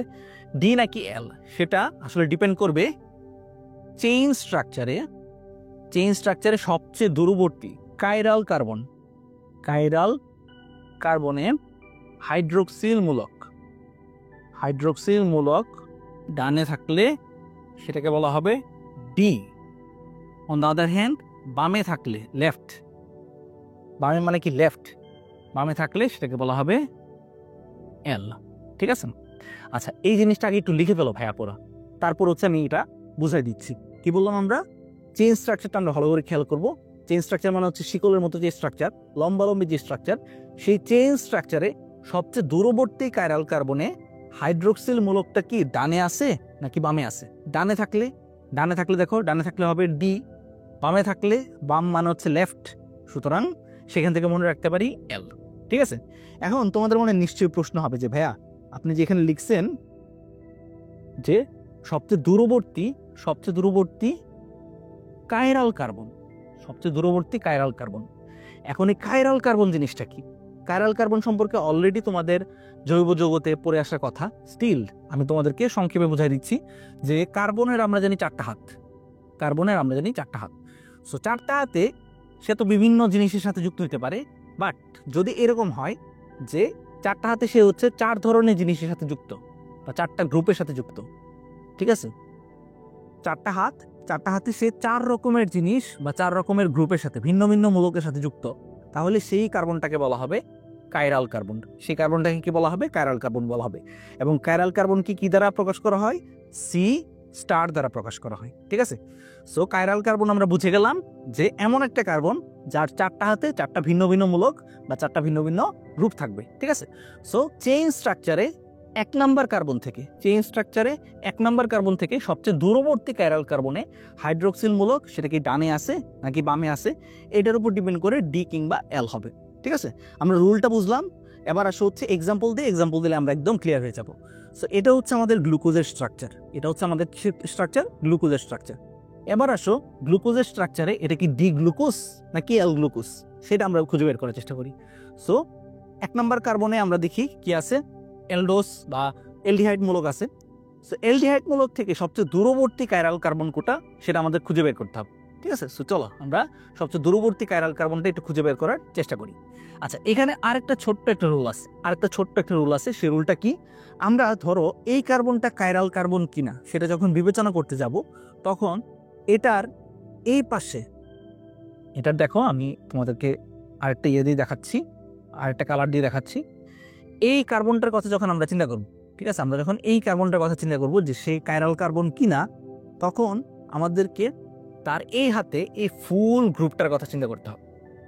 মানে তার এই হাতে কে যুক্ত আছে এটা যখন আমরা চিন্তা করব, তখন আমরা এটা চিন্তা করব না যে তার সাথে কার্বন যুক্ত আছে, না, আমরা চিন্তা করব তার সাথে এই ফুল গ্রুপটা যুক্ত আছে, এই ফুল গ্রুপটা যুক্ত আছে। অন দ্য আদার হ্যান্ড, তার এই হাতে হচ্ছে এই গ্রুপটা যুক্ত আছে, তার এই হাতে এই গ্রুপটা যুক্ত আছে, তার এই হাতে এই গ্রুপটা যুক্ত আছে। এটা হচ্ছে আরেকটা অলিখিত নিয়ম, ঠিক আছে, আরেকটা অলিখিত নিয়ম, এটা ভালো করে মনে রাখতে হবে।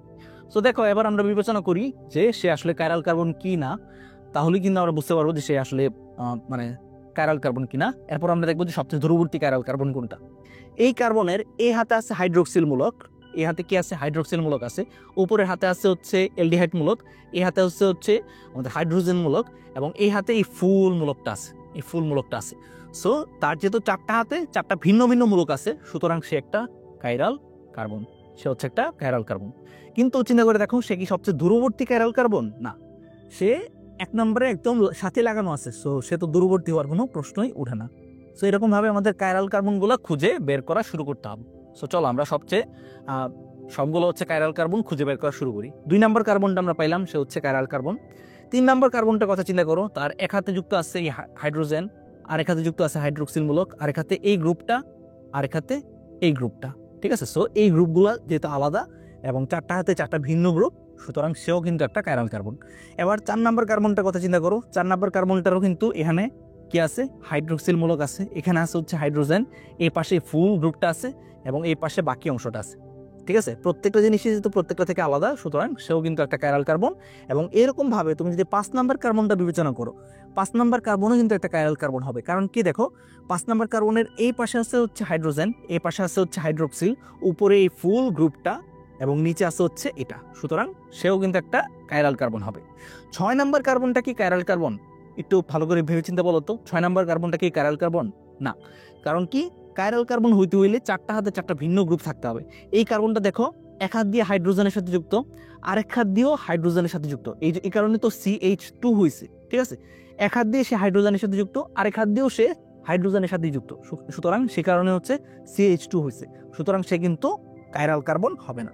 তো আমরা বুঝে গেলাম 2 নাম্বার, 3 নাম্বার, 4 নাম্বার এবং 5 নাম্বার, এই চারটা কার্বন হচ্ছে কাইরাল কার্বন। তবে এদের মাঝে সবচেয়ে দূরবর্তী কাইরাল কার্বন কোনটা? সবচেয়ে দূরবর্তী কাইরাল কার্বন হচ্ছে 5 নাম্বারটা, সবচেয়ে দূরবর্তী কাইরাল কার্বন হচ্ছে 5 নাম্বারটা।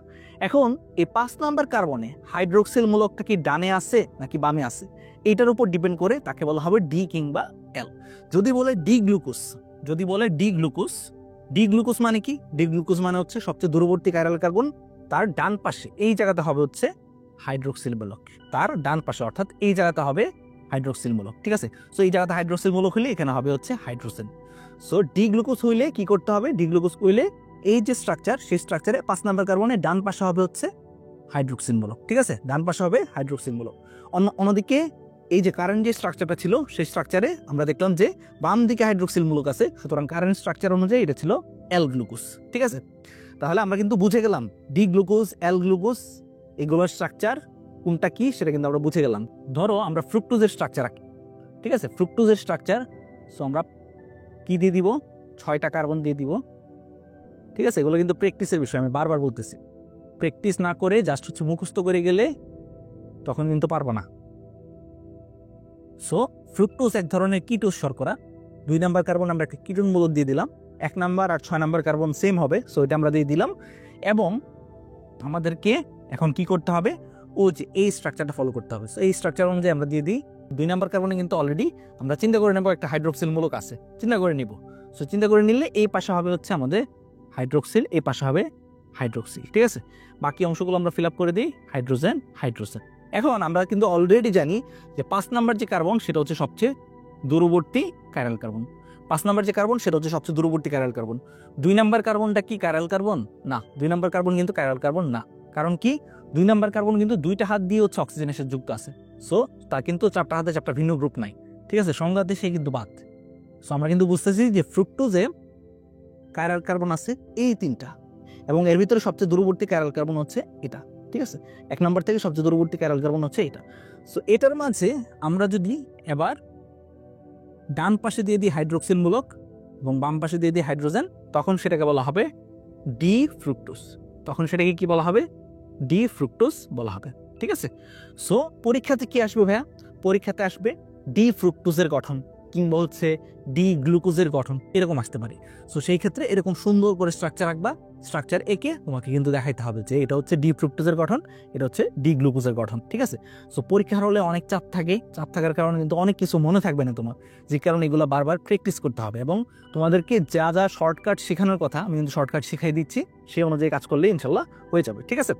আচ্ছা, তাহলে একটু বলতো আমাকে এল ফ্রুক্টোজ আঁকতে হলে কি করতে হবে? এল ফ্রুক্টোজ আঁকতে হলে জাস্ট এখান থেকে সিম্পলি আমাদের অক্সিজেনকে বাদ দিতে হবে। সো অক্সিজেনকে আমরা এখানে বাদ দিয়ে দিলাম, আর সেই অক্সিজেনটা আমরা যুক্ত করে দিব এই জায়গাতে। এই জায়গাতে আমরা অক্সিজেনকে যুক্ত করে দিলাম, শেষ। আমাদের কিন্তু এল ফ্রুক্টোজ আঁকা শেষ, ঠিক আছে। এটা হচ্ছে এল ফ্রুক্টোজ, এটা হচ্ছে এল ফ্রুক্টোজ। আচ্ছা, সচরাচর আমাদের যেই ধরনের গ্লুকোজ লাগে, বাকি যে স্ট্রাকচারগুলো দেখাবো সেই স্ট্রাকচারগুলোতে লাগবে যেটা, সেটা হচ্ছে আলফা ডি গ্লুকোজ। সচরাচর যেই গ্লুকোজগুলো লাগে, মানে যে গ্লুকোজের ইউনিটটা সবচেয়ে বেশি ইউজ হয়, সেটা হচ্ছে আলফা ডি গ্লুকোজ। আর সেলুলোজের মতো যেই যৌগগুলো আছে, সেলুলোজের মতো যৌগগুলোতে নর্মালি লাগে হচ্ছে বিটা ডি গ্লুকোজ।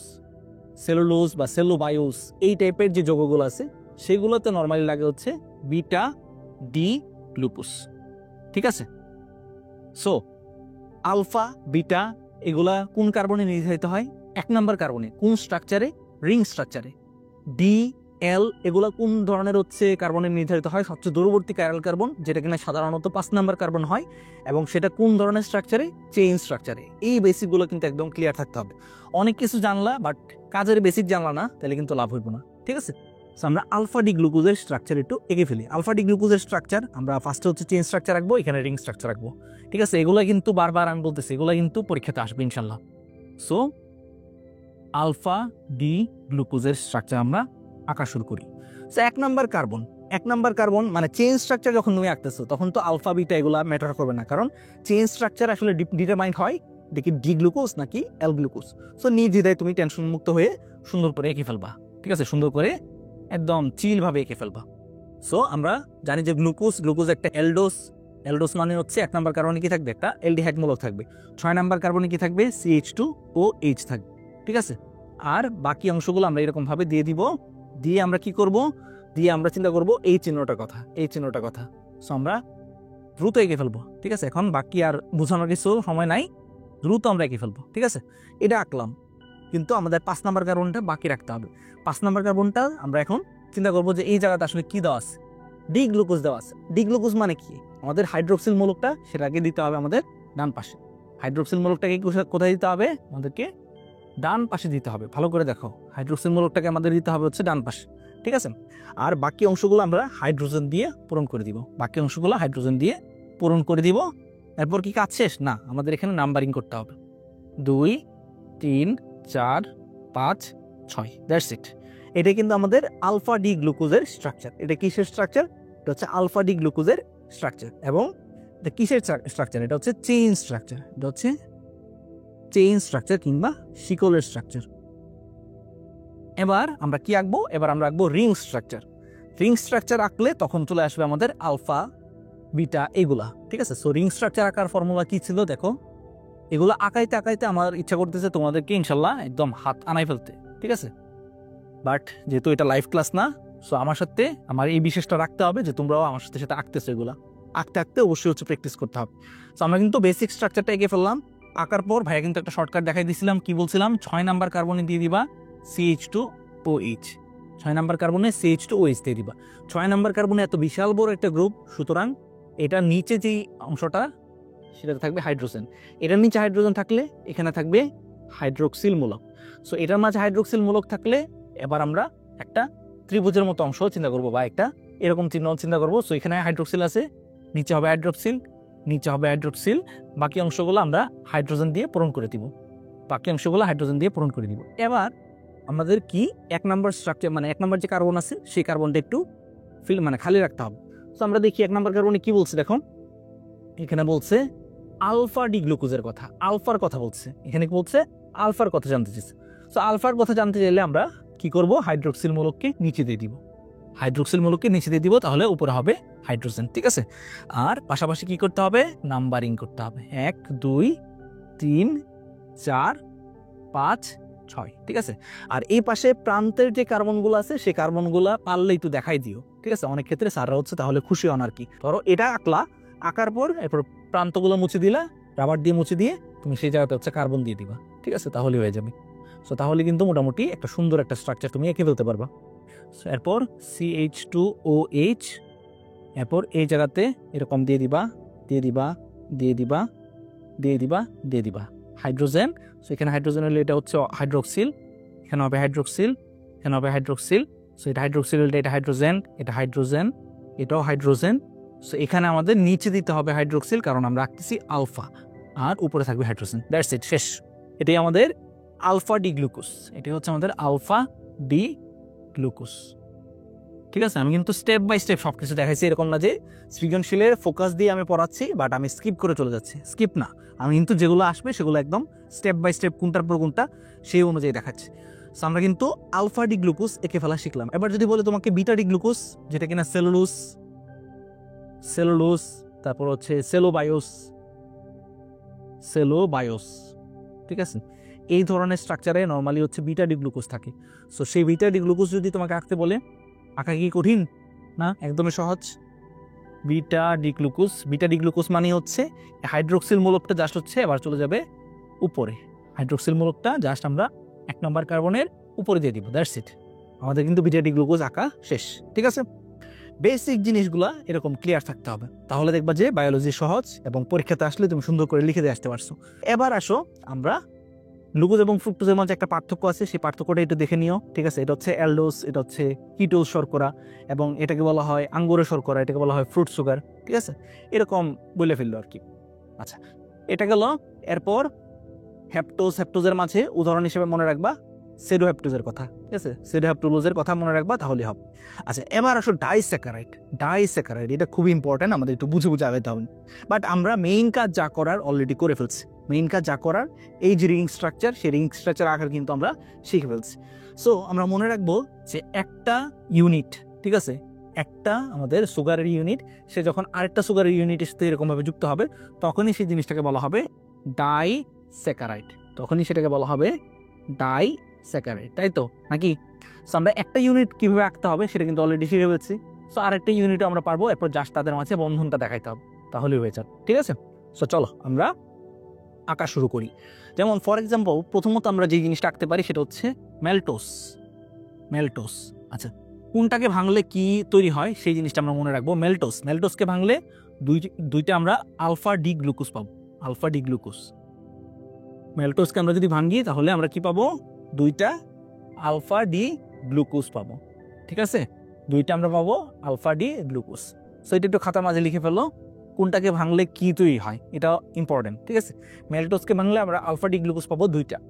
এরপর আসে হচ্ছে সুক্রোজ, খুবই গুরুত্বপূর্ণ, ভেরি ইম্পর্টেন্ট, ঠিক আছে, কয়েকটা স্টার দিয়ে রাখো।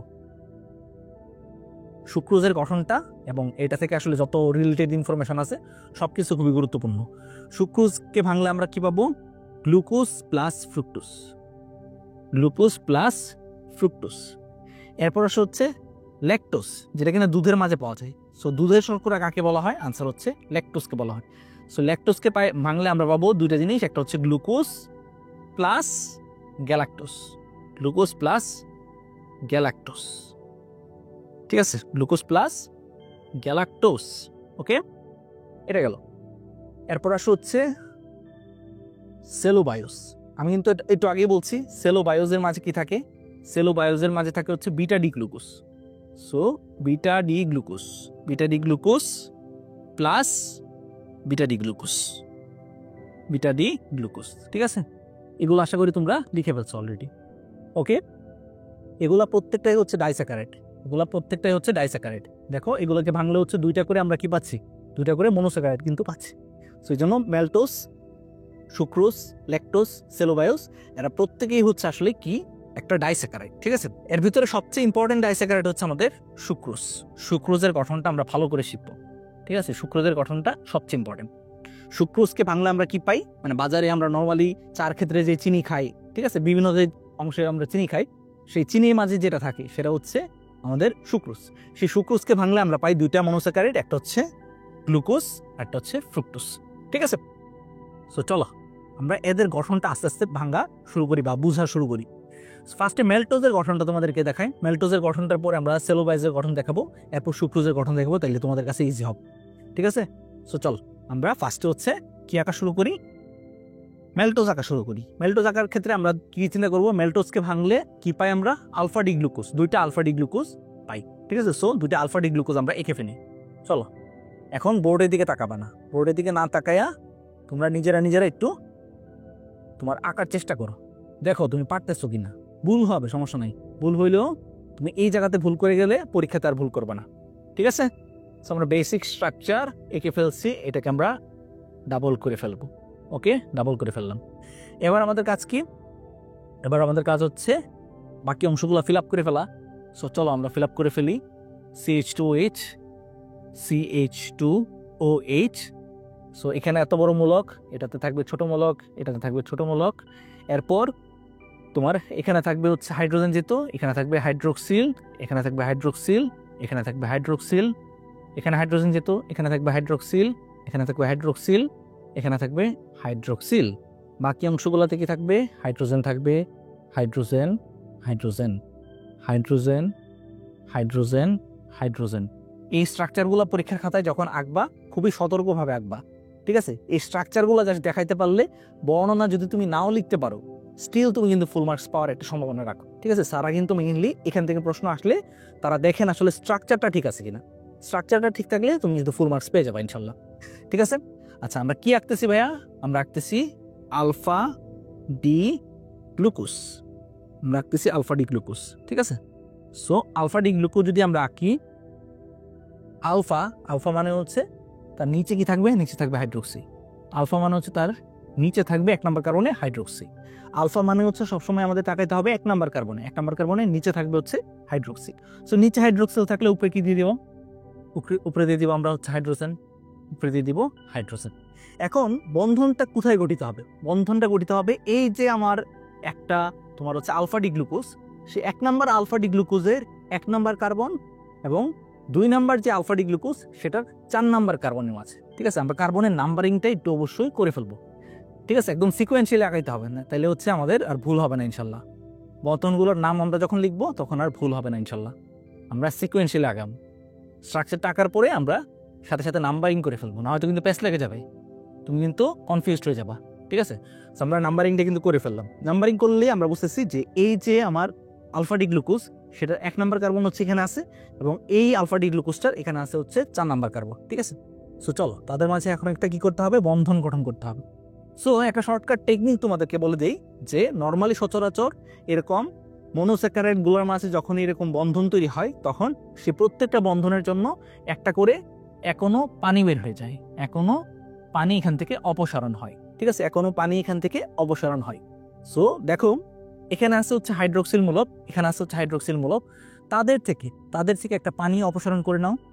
তাদের থেকে একটা পানি অপসারণ করে নিলে কি পাবা তুমি দেখো, তাদের থেকে একটা যদি পানি অপসারণ করে নাও, হাইড্রোক্সিল মূলক তাদের থেকে এখনো পানি অপসারণ করে নিলে কিন্তু এখানে থাকে শুধুমাত্র একটা অক্সিজেন। ঠিক আছে, একটা কিন্তু অক্সিজেন গ্যাস থাকে। সো এখনো পানি কিন্তু এখান থেকে বের হয়ে গেল, সেই জিনিসটা আমাদের কোথায় দেখাতে হবে, পরবর্তী রেজাল্টে দেখাতে হবে। ঠিক আছে, পরবর্তী রেজাল্টে আমরা দেখাবো যে এটা যুক্ত হয়েছিল, ফলে এখান থেকে তৈরি হয়েছে এটা, এবং পাশাপাশি এখনো পানি। ঠিক আছে, এখনো পানি, ওই পানিটা কিন্তু দেখাইতে হবে। অনেকে কিন্তু পানি দেখাও না, পানি না দেখালে কিন্তু বিক্রিয়াটা অসম্পূর্ণ থাকলো। সো পানি অবশ্যই দেখে নিবা। আচ্ছা, এখানে তাহলে মানে কি বন্ধন তৈরি হলো, সেই বন্ধনটার নামটা আমরা একটু লিখে ফেলি। এটা হচ্ছে আমাদের আলফা ডি গ্লুকোজের 1 নম্বর কার্বন, এবং এটা হচ্ছে আমাদের আলফা ডি গ্লুকোজটার 4 নম্বর কার্বন। সুতরাং যে বন্ধনটা তৈরি হয়েছে সেটা দুইটা আলফা ডি গ্লুকোজের মাঝে তৈরি হয়েছে। সো আলফা বন্ধনটা শুরুতে হবে আলফা, আলফা এবং কার্বন কোন কোন 1 এবং 4 নাম্বার কার্বনের মাঝে এই বন্ধনটা তৈরি হয়েছে। এবং মনে রাখবো সবসময়, যখনই একটা সুগারের সাথে অন্য যা কিছু থাকুক, এক পাশে যদি সুগার হয়, অন্য পাশে যা মন তা হোক, সেই জিনিসটার মাঝে যখন একটা বন্ধন তৈরি হলো, সেই জিনিসটাকে আমরা বলি হচ্ছে গ্লাইকোসাইডিক বন্ধন। ঠিক আছে, গ্লাইকোসাইডিক বন্ধন। কি বললাম? গ্লাইকোসাইডিক বন্ধন। গ্লাইকোসাইডিক বন্ধন জিনিসটা কি, এটা আমরা ডিএনএ গঠন যখন পড়াইছিলাম তখনও তোমাদেরকে বলছিলাম। স্টিল আমি আবার বলে দিচ্ছি, গ্লাইকোসাইডিক বন্ধন মানে হচ্ছে তার নামের মাঝে গ্লুকোজ কথাটা আছে। সো একটা গ্লুকোজের সাথে বাকি যা মঞ্চতা সেটা অন্য একটা গ্লুকোজ হিসেবে যুক্ত হতে পারে, অন্য আরেকটা তোমার হচ্ছে সুগার জিনিস হিসেবেও যুক্ত হতে পারে, নন সুগার জিনিস হিসেবেও যুক্ত হতে পারে। বাট একটা যদি অ্যাটলিস্ট কি থাকে, একটা যদি একটা গ্লুকোজ থাকে বা একটা যদি একটা মানে অ্যাটলিস্ট হচ্ছে সুগার থাকে, তখনই সেই বন্ধনটাকে আমরা বলবো হচ্ছে গ্লাইকোসাইডিক বন্ধন। সো এই বন্ধনটার নাম কি হবে বলতো?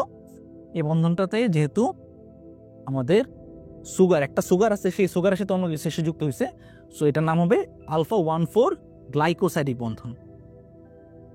আলফা 1,4 গ্লাইকোসাইডিক বন্ধন। ঠিক আছে, বুঝতে পারছো? আলফা 1,4 গ্লাইকোসাইডিক বন্ধন। সো এটা আমাদের এমসিকিউ তো আসতে পারে, সিকিউতে তো অবশ্যই আসতে পারে যে মেল্টোজের গঠন দেখাও। সো সেই ক্ষেত্রে সুন্দর করে এরকমভাবে গঠন আঁকবা। পাশাপাশি এই জিনিসটা আমাদের এমসিকিউ তো আসতে পারে যে মেল্টোজের মাঝে কোন ধরনের বন্ধন পরিলক্ষিত হয়। আনসার কি? আনসার হচ্ছে আলফা 1,4 গ্লাইকোসাইডিক বন্ধন। আলফা 1,4 গ্লাইকোসাইডিক বন্ধন। এই জিনিস আমরা এখন সুন্দর করে হচ্ছে দেখতেছি, সে কারণে আমাদের কাছে ইজি লাগতেছে। বাট পরীক্ষার হলে যখন ইমেন্স প্রেশারের মাঝে আমাদেরকে এরকম এমসিকিউগুলো দাগাইতে হবে, তখন কিন্তু আমরা একটা পেচের মাঝে পড়ে যাব। ঠিক আছে, সো এগুলো বারবার প্র্যাকটিস করতে হবে এবং যেই সিকোয়েন্সে ভাই বোঝাচ্ছি ওই সিকোয়েন্সে প্র্যাকটিস করবা, তাহলে দেখবা যে ইজিলি মনে থাকতেছে ইনশাল্লাহ। ঠিক আছে, সো চলো আমরা পরবর্তী যে ডাইস্যাকারাইড সেটা নিয়ে কথা বলি। সেটা কি? সেটা হচ্ছে সেলুবায়োস। আচ্ছা, সেলুবায়োস জিনিসটা কি? সেলুবায়োসের ক্ষেত্রে এখানে আলফা ডি গ্লুকোজ ছিল, এখানে জাস্ট পার্থক্য কি? Beta D glucose. এখানে পার্থক্য কি? Just beta D glucose. Beta D glucose কেমনে তৈরি হয় ভাই? বিটা ডি গ্লুকোজের ক্ষেত্রে আমরা মনে রাখবো যে এগুলো একটু আমরা কেটে দিই, এটা ঠিক থাকুক, সমস্যা নাই, পানি বের হয়ে যাবে সেটাও ঠিক আছে। বাট জাস্ট পার্থক্য কোথায়? বিটা এবং আলফার মাঝে পার্থক্য কোথায়? সো সিকোয়েন্সিয়ালি আগাইতে হবে, মানে উত্তেজনায় কোনো কিছু লিখে ফেললাম এটা করলে হবে না। সো আমরা মনে রাখবো একদম সিকোয়েন্সিয়ালি। আলফা এবং বিটা সেটা ডিপেন্ড করে 1 নাম্বার কার্বনের উপর। কয় নাম্বার কার্বনের উপর? 1 নাম্বার কার্বনের উপর। সো এই যে আমাদের স্ট্রাকচার, সেই স্ট্রাকচারে 1 নাম্বার কার্বন কোনটা? এটা। এই যে স্ট্রাকচার, সেটার 1 নাম্বার কার্বন কোনটা? এটা। সো এটা ভালো করে খেয়াল রাখবো। অনেকেই হচ্ছে উত্তেজনাবশত এখানে একটা নিচে দিয়ে দিলাম, এখানে একটা উপরে, না, ওইটা করা যাবে না।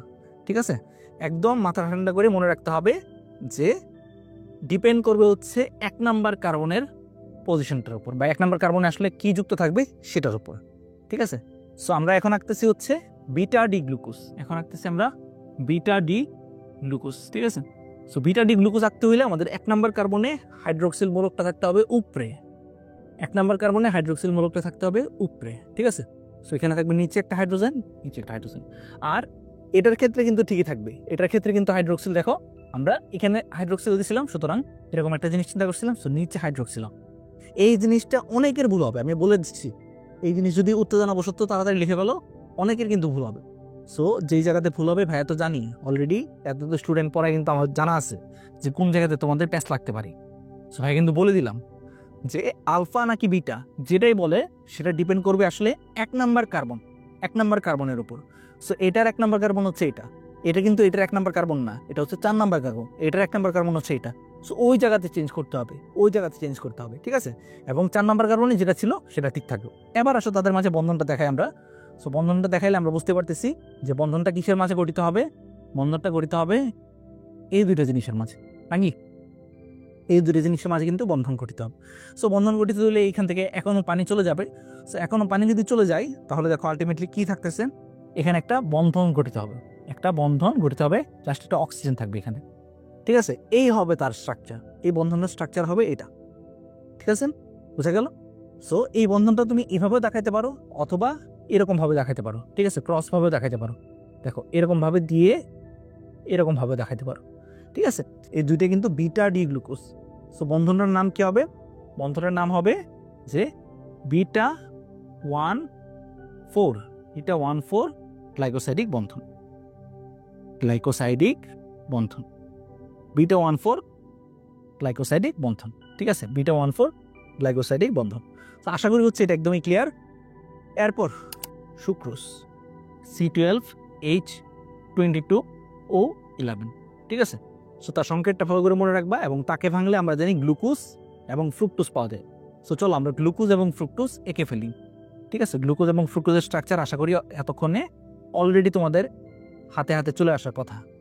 CH2OH, সো এখানে হবে হাইড্রোজেন, এখানে হাইড্রোজেন হইলে এখানে হবে হাইড্রোক্সিল, এখানে হাইড্রোক্সিল হইলে এই জায়গাতে হবে হাইড্রোক্সিল, এই জায়গাতে হবে হাইড্রোক্সিল, বাকি অংশগুলোতে হবে হাইড্রোজেন দিয়ে দিলাম। এরপর আমাদের এখানে কিন্তু ফাঁকা রাখতে হবে। সো এটা হচ্ছে alpha D glucose. So alpha D glucose মানে হচ্ছে এটা 1 নাম্বার যে কার্বন সেটা নিচে হবে হাইড্রোক্সিল মূলক, ঠিক আছে, এবং এটার যে হচ্ছে উপরে সেটা হবে হাইড্রোজেন। ওকে, এরপর আমাদের রাখতে হবে হচ্ছে ফ্রুক্টোজের যে রিং স্ট্রাকচারটা সেটা। সো মনে রাখবা ফ্রুক্টোজের রিং স্ট্রাকচার আঁকার সময় আমরা জিনিসটা অনেকটা কিসের মতো আঁকবো, আমরা জিনিসটা আঁকবো অনেকটা একটা পেন্টোজ শর্করার মতো, ঠিক আছে, 5 কার্বন বিশিষ্ট শর্করার মতো। এক্ষেত্রে 6টা হাত কিন্তু হবে না, কয়টা হাত হবে, 5টা হাতের মতো অংশ হবে, ঠিক আছে, এবং এই পাশে একটা অংশ থাকবে এবং এই পাশে একটা অংশ থাকবে। এটা হবে হচ্ছে ফ্রুক্টোজের স্ট্রাকচার। ফ্রুক্টোজের স্ট্রাকচার যখন আঁকবা তখন 5 কার্বন বিশিষ্ট শর্করা, পেন্টোজ শর্করা যেরকম ভাবে আঁকো, পেন্টোজ শর্করা কিরকম ভাবে আঁকো, এরকম ভাবে আঁকো না। সো এই ক্ষেত্রে জাস্ট হচ্ছে আরেকটা হাত আমাদের এখানে দিতে হবে, তাহলে হচ্ছে 6টা হাত হয়ে যাবে। সো ফ্রুক্টোজের স্ট্রাকচার হবে এরকম, ঠিক আছে। আচ্ছা, এখন তাহলে এর যে 1 নাম্বার কার্বন, সেই 1 নাম্বার কার্বনে কি ছিল, CH2OH। ফ্রুক্টোজের স্ট্রাকচারটা মনে আছে কিনা দেখো, CH2OH, তারপর হচ্ছে C double bond O, C C C CH2OH, এটা তো তার স্ট্রাকচার ছিল। সো এখানে হইলে HOOH, আর হচ্ছে এটাতে সে কি ডি ফ্রুক্টোজ নাকি হচ্ছে অ্যাল ফ্রুক্টোজ। সো ডি ফ্রুক্টোজ হইলে এখানে হবে হাইড্রোক্সিল। সো দেখো তার স্ট্রাকচারের 1 নাম্বার যে কার্বন এবং 6 নাম্বার যে কার্বন, সেই কার্বনগুলোতে কি ছিল, CH2OH মূলক ছিল না। সো আমাদের কিন্তু CH2OH মূলক 1 নাম্বার এবং 6 নাম্বার কার্বন কিন্তু দিয়ে দিতে হবে, ঠিক আছে। আশা করি হচ্ছে বুঝতে পারছো যে ভাইয়া কোন জায়গা থেকে লিখতেছি। এটা আমরা একটু মুছে দিই, মুছে দিয়ে এই জায়গাতে আমরা দিয়ে দিই CH2OH দিয়ে দিলাম। এখন তাহলে কি করতে হবে, বাকি যে অংশগুলো সেগুলো ফিল আপ করতে হবে। বাকি অংশগুলো ফিল আপ করতে হইলে আমরা মনে রাখবো যে এই জায়গা বরাবর, এই জায়গা বরাবর ধরো একটা কি আছে, আয়না আছে। আয়না থাকলে তাহলে কিন্তু বাকিটা আঁকার কিন্তু সহজ। সো দেখো এই জায়গা বরাবর যদি আয়না থাকে তাহলে এখানে একটা হাইড্রোক্সিল আছে, সো এই জায়গাতে হবে হাইড্রোক্সিল, এখানে একটা হাইড্রোজেন আছে, সো এই জায়গাতে হবে হাইড্রোজেন, ঠিক আছে। এই জিনিসটা চিন্তা করে দেখবা যে বাকি অংশটা আঁকা তোমার জন্য একদমই সহজ হয়ে গেছে। এটা অবশ্যই মনে রাখবা যে সুক্রোজের মাঝে মানে চিনির মাঝে হচ্ছে একটা আয়নার মতো অংশ থাকে, চিনির মাঝে একটা আয়নার মতো অংশ চিন্তা করতে হয়, ঠিক আছে। আমরা ফার্স্টে আলফা ডি গ্লুকোজ এঁকে ফেলবো, এঁকে ফেলার পর আমরা 5 কার্বন বিশিষ্ট একটা অংশ বা হচ্ছে পেন্টোজ শর্করার মতো একটা অংশ এঁকে ফেলবো, সেটার এখানে একটা হাত থাকবে, এখানে একটা হাত থাকবে। সো 6 কার্বন বিশিষ্ট একটা অংশ তৈরি হয়ে গেল। 1 নাম্বার এবং 6 নাম্বার কার্বনে আমরা দিয়ে দিব CH2OH, এবং পাশাপাশি হচ্ছে মাঝখানে আমরা চিন্তা করবো একটা আয়না আছে। আয়না থাকলে এখানে যা থাকবে সেখানে তা থাকবে। সো এখানে দেখো একটা হাইড্রোক্সিল মূলক আছে, সো এই জায়গাতে আমরা হাইড্রোক্সিল মূলক দিয়ে দিলাম, এখানে আছে হচ্ছে হাইড্রোজেন, এখানে হাইড্রোজেন দিয়ে দিলাম। সো বাকিটা আঁকা আমাদের জন্য কিন্তু কোনো ব্যাপার না, এখানে হাইড্রোক্সিল মূলক হবে। সো এখানে হবে হচ্ছে হাইড্রোজেন, এখানে হবে হাইড্রোক্সিল মূলক, এবং এই জায়গাতে কি হবে দেখো, এই জায়গাতে হবে হাইড্রোজেন, ঠিক আছে। তাহলে কিন্তু আমরা মোটামুটি বেসিক স্ট্রাকচারটা আঁকা কিন্তু শিখে গেলাম, ঠিক আছে। আমরা সুক্রোজ যখন আঁকবো, সুক্রোজের স্ট্রাকচারটা আমাদের জন্য যেহেতু খুবই ইম্পর্টেন্ট, সেই জন্য ভাইয়া কিন্তু এটা থেকে যে ট্রিকগুলো দরকার সেই ট্রিকগুলো কিন্তু তোমাদেরকে বলে দিচ্ছি। সুক্রোজের স্ট্রাকচারটা আমরা যখন আঁকবো তখন আমাদের একটু সতর্ক থাকতে হবে। কেন সতর্ক থাকতে হবে, কারণ এটা কিন্তু একটা কিটোহেক্সুস। সো অ্যালডোহেক্সুসের মতো তার স্ট্রাকচারটা কিন্তু সিমিলার হবে না, তার স্ট্রাকচারটা কিন্তু একটু ভিন্ন হবে, ঠিক আছে। কিটোজের ক্ষেত্রে তার স্ট্রাকচারটা হবে এরকম পেন্টোজ শর্করার মতো, বাট জাস্ট এখানে একটা হাত থাকবে। সো আমরা এটা দিয়ে দিলাম। এরপর CH2OH এঁকে ফেলবো আমরা। এরপর আমরা যে কাজটা করবো, মাঝখানে কিন্তু একটা দর্পণ চিন্তা করতে হবে বা আয়না চিন্তা করতে হবে, একটা আয়না চিন্তা করতে হবে। আয়না চিন্তা করলে এখানের মূলকগুলো আমরা এখানে চিন্তা করব, ঠিক আছে। সো আমরা কিন্তু আঁকা কমপ্লিট। এরপর আমরা মনে রাখবো যে এর যে কার্বনের নাম্বারিং আমরা নর্মালি কোথা থেকে করছি, 1 2 3 4 5 6। সো এই ক্ষেত্রে কিন্তু আমরা ঘড়ির কাঁটার দিকে করছিলাম, নাম্বারিংগুলো নর্মালি হচ্ছে ঘড়ির কাঁটার দিকে করতাম। অন দ্য আদার হ্যান্ড এর ক্ষেত্রে কিন্তু ঘড়ির কাঁটার বিপরীত দিকে করতে হয়েছে, এর ক্ষেত্রে ঘড়ির কাঁটার বিপরীত দিকে করতে হয়েছে। সো এই জিনিসটা ভালো করে মনে রাখবা সুক্রোজের স্ট্রাকচার আঁকার সময়, না হয়তো কিন্তু পেস্ট লেগে যাবে। তুমি যতবারই প্র্যাকটিস করো এগুলো যদি মাথায় না রাখো তোমার কিন্তু পেস্ট লেগে যাবে, ঠিক আছে। সো ভাই কিন্তু বলে দিচ্ছে আসলে কোন কোন জায়গাতে পেস্টটা লাগতে পারে। এরপর আমরা যে জিনিসটা দেখবো যে সুক্রোজের ক্ষেত্রে এই যে আমাদের আলফা ডি গ্লুকোজ সেটার 1 নম্বর কার্বন এবং আমাদের যে তোমার ফ্রুক্টোজ, সেই ফ্রুক্টোজের 2 নম্বর কার্বন, এদের মাঝখানে হচ্ছে একটা বন্ধন তৈরি হয়। এই বন্ধনটাকে আমরা বলবো হচ্ছে আলফা 1,2 গ্লাইকোসাইডিক বন্ধন। আলফা 1,2 গ্লাইকোসাইডিক বন্ধন, ঠিক আছে। সো এই হচ্ছে আমাদের সুক্রোজের স্ট্রাকচার। আশা করি হচ্ছে বুঝতে পারছো কিভাবে আঁকতে হবে। আর বইয়ের মাঝে তো স্ট্রাকচারটা আবার আছে, সো প্র্যাকটিস করতে হবে। সুক্রোজের স্ট্রাকচার কয়েকবার প্র্যাকটিস করবা। সুক্রোজের স্ট্রাকচারটা কিন্তু প্যাস লাগবে। আমিও যখন হচ্ছে তোমাদের মতো স্টুডেন্ট ছিলাম, আমারও কিন্তু সুক্রোজের স্ট্রাকচার অনেক প্যাস লাগতো। বাকি স্ট্রাকচারগুলো আঁকা অনেক সহজ, ঠিক আছে। স্টার্চের স্ট্রাকচার এখন দেখাবো। স্টার্চ, সেলুলোজ, এগুলোর স্ট্রাকচার অনেক অনেক সহজ। স্টার্চ জিনিসটার মাঝে আমরা মনে রাখবো 2 ধরনের স্ট্রাকচার থাকে। একটা হচ্ছে অ্যামাইলোজের স্ট্রাকচার, একটা হচ্ছে অ্যামাইলোজের স্ট্রাকচার, আর একটা হচ্ছে অ্যামাইলোপেকটিনের স্ট্রাকচার। অ্যামাইলোপেকটিনের স্ট্রাকচার, ঠিক আছে। আচ্ছা, অ্যামাইলোজ নামটা ছোট, সেখান থেকে আমরা মনে রাখতে পারি এর ভিতরে থাকবে মাত্র এক ধরনের linkage, alpha 1,4 linkage, alpha 1,4 linkage. অন্যদিকে অ্যামাইলোপেকটিন নামটা বড়, সেখান থেকে আমরা মনে রাখতে পারি এর ভিতরে আসলে বন্ধনও থাকবে 2 ধরনের। একটা হচ্ছে আলফা 1,4 এবং আলফা 1,6 লিঙ্কেজ, ঠিক আছে। সো মনে রাখবা স্টার্চের ভিতরে আসলে 2 ধরনের উপাদান দেখা যেতে পারে, 2 ধরনের চেইন দেখা যেতে পারে। এক ধরনের চেইন যেটাতে শুধুমাত্র আলফা 1,4 লিঙ্কেজ থাকে, সেটাকে বলা হয় অ্যামাইলোজ। আরেক ধরনের চেইন যেটাতে আলফা 1,4 এবং আলফা 1,6 লিঙ্কেজ থাকে, সেটাকে বলা হয় অ্যামাইলোপেকটিন। সো চলো, আমাদের এই স্ট্রাকচারগুলো আঁকা কোনো ব্যাপারই না, সত্যি কথা যেটা, ঠিক আছে। এর তুলনায় সুক্রোজের স্ট্রাকচার অনেক কঠিন। সুক্রোজের স্ট্রাকচারে প্যাচ লাগার অনেক সম্ভাবনা আছে। সো এই জন্য ভাইয়া বলতেছি যে সুক্রোজের স্ট্রাকচারটা বারবার প্র্যাকটিস করবা, ঠিক আছে, তাহলে কিন্তু ইজি হয়ে যাবে। সো আমরা এঁকে ফেলি, চলো আমরা এঁকে ফেলি। আচ্ছা, এরপর আমাদের কি করতে হবে, এখানে দেখো CH2OH আমরা দিয়ে দিব HOH OH OH, তারপরে H এবং এখানে কি, এখানে হচ্ছে আলফা। আলফা মানে হচ্ছে এখানে নিচে থাকবে হাইড্রোক্সিল মূলক, উপরে থাকবে হাইড্রোজেন মূলক, ঠিক আছে। আমাদেরকে 3টা এরকম আলফা ডি গ্লুকোজ আঁকতে হবে, 3টা আলফা ডি গ্লুকোজ আঁকতে হবে, ঠিক আছে। অ্যামাইলোজের যে স্ট্রাকচার, সেই স্ট্রাকচারে এর বন্ধনগুলো দেখাইতে হলে তোমাকে 3টা এরকম আলফা ডি গ্লুকোজ আঁকতে হবে। এঁকে ফেললা তুমি, এঁকে ফেলার পর এরপর তোমাকে বন্ধন দেখাইতে হবে। সো বন্ধনটা এদের মাঝে নিশ্চয় করতে হবে, এই যে এদের মাঝে করতে হবে, এই যে এদের মাঝে করতে হবে, এবং সেটাকে বলা হবে আলফা 1,4 লিঙ্কেজ, আলফা 1,4 লিঙ্কেজ কিংবা আলফা 1,4 গ্লাইকোসাইডিক বন্ধন, ঠিক আছে। যেটাই বলো না কেন কোনো সমস্যা নাই। সো এই বন্ধনগুলো কিন্তু এই 2টা ক্ষেত্রে ঘটবে। ঘটলে আলটিমেটলি হচ্ছে এখানে স্ট্রাকচারটা কি দাঁড়াবে বলো তো, এখানেও এরকম একটা জাস্ট বন্ধন হবে, ঠিক আছে। দ্যাটস ইট, আমাদের কিন্তু মোটামুটি আঁকা শেষ। এবার এখানে দেখো, এটাকে কি আমরা অসংখ্য পরিমাণে, এই যে অ্যামাইলোজ হচ্ছে আসলে স্টার্চের একটা প্রকারভেদ বা স্টার্চের এক ধরনের চেইন। স্টার্চ জিনিসটা ছিল পলিস্যাকারাইড, স্টার্চ জিনিসটা কি ছিল, পলিস্যাকারাইড ছিল, মানে একটার পর একটা অসংখ্য মনোস্যাকারাইড এসে যুক্ত হবে, তারপর গিয়ে গঠিত হবে হচ্ছে পলিস্যাকারাইড, ঠিক আছে। পলি মানেই হচ্ছে অনেক অনেক। তাহলে এখন আমরা যেই স্ট্রাকচারটা এতক্ষণ পর্যন্ত আঁকছি, সেটাতে টোটাল মনোস্যাকারাইড কয়টা আছে, 1টা 2টা 3টা মনোস্যাকারাইড আছে। অর্থাৎ এটা হয়ে গেছে কি, এটা হয়ে গেছে একটা ট্রাইস্যাকারাইডের গঠন। বাট এটাকে কি বানাইতে হবে, এটাকে বানাইতে হবে হচ্ছে একটা পলিস্যাকারাইড।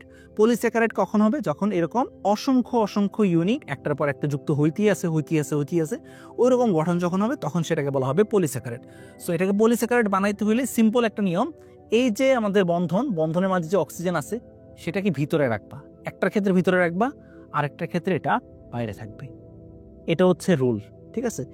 একটা অক্সিজেন মানে লিঙ্কেজগুলো তো এরকম ভাবে তুমি আঁকবা, আঁকার পর একটা অক্সিজেনকে এই ব্র্যাকেটের ভিতরে রাখবা, আরেকটা অক্সিজেনকে এই ব্র্যাকেটের বাইরে রাখবা, এখানে দিয়ে দিবা N, দ্যাটস ইট। সো এটা গিয়ে প্রপারলি একটা অ্যামাইলোজের স্ট্রাকচার দাঁড় হইলো। সো এটাকে আমরা কি বলবো, এটাকে তখন আমরা বলবো হচ্ছে অ্যামাইলোজের গঠন, অ্যামাইলোজের গঠন।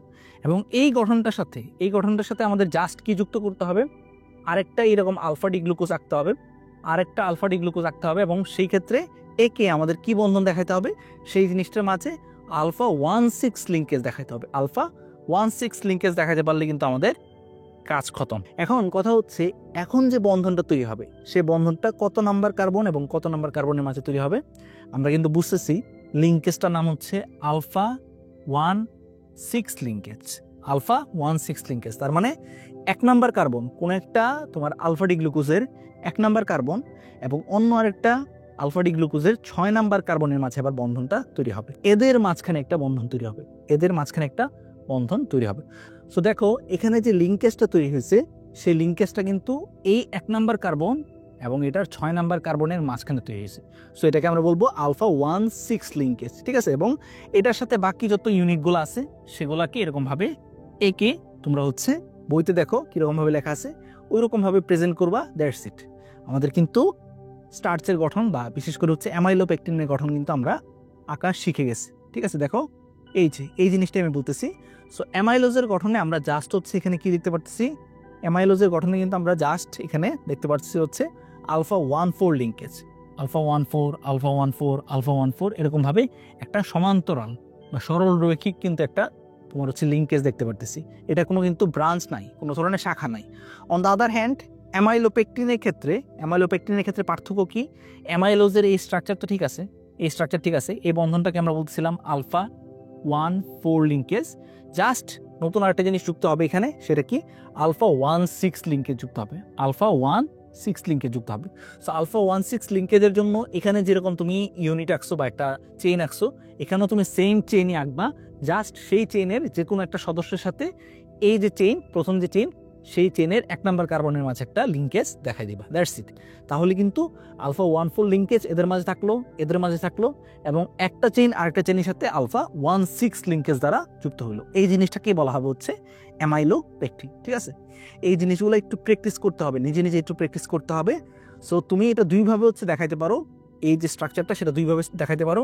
এরকমভাবে ডট ডট দিয়ে দিলা, ডট ডট দেওয়া মানে হচ্ছে এখানে আরও অনেকগুলো ইউনিট আছে, অথবা এরকমভাবে ব্র্যাকেটের ভিতরে এনে এন লিখে দিলা, তাইলেও কিন্তু হবে, তাইলেও কিন্তু বুঝে গেল যে এটাতে এন সংখ্যক বা এনের মতো এরকম অসংখ্য পরিমাণে ইউনিট কিন্তু এখানে যুক্ত আছে, ঠিক আছে। সো এটা হচ্ছে আমাদের কিসের গঠন, এটা হচ্ছে স্টার্চের গঠন, ঠিক আছে। স্টার্চের গঠনে আমরা কিন্তু দেখলাম যে 2 রকমের ইউনিট থাকে, একটাকে বলা হয় অ্যামাইলোজ আর একটাকে বলা হয় অ্যামাইলোপেকটিন।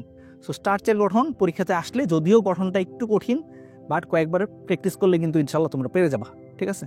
কয়েকবার প্র্যাকটিস করলে ইনশাল্লাহ কিন্তু পেরে যাবা। স্টার্চের গঠনে এরকম 2 রকমের গঠন থাকে, একটা হচ্ছে অ্যামাইলোজের গঠন আর একটা হচ্ছে তোমার অ্যামাইলোপেকটিনের গঠন। এর ভিতরে কোনটা শাখাযুক্ত কোনটা অশাখ আমরা মনে রাখবো। অ্যামাইলোজ জিনিসটার মাঝে কোনো ধরনের শাখা ছিল না, সো সে হচ্ছে একটা অশাখ। অন্যদিকে অ্যামাইলোপেকটিন সেটার মাঝে কিন্তু ব্রাঞ্চ আছে বা শাখা আছে, সো সে হচ্ছে শাখান্বিত। এই জিনিসটা মনে রাখবা, ঠিক আছে। আচ্ছা, এরপর আমরা স্টার্চের কিছু পরিমাণ বৈশিষ্ট্য দেখব, বইতে আছে। সো সেই বৈশিষ্ট্যগুলো ভালো করে হচ্ছে আমাদের মনে রাখতে হবে। যেমন স্টার্চ কিন্তু আয়োডিন দ্রবণে নীল বর্ণ ধারণ করে, এটা খুবই ইম্পর্টেন্ট, এটা এমসিকিউর জন্য অনেক বেশি ইম্পর্টেন্ট।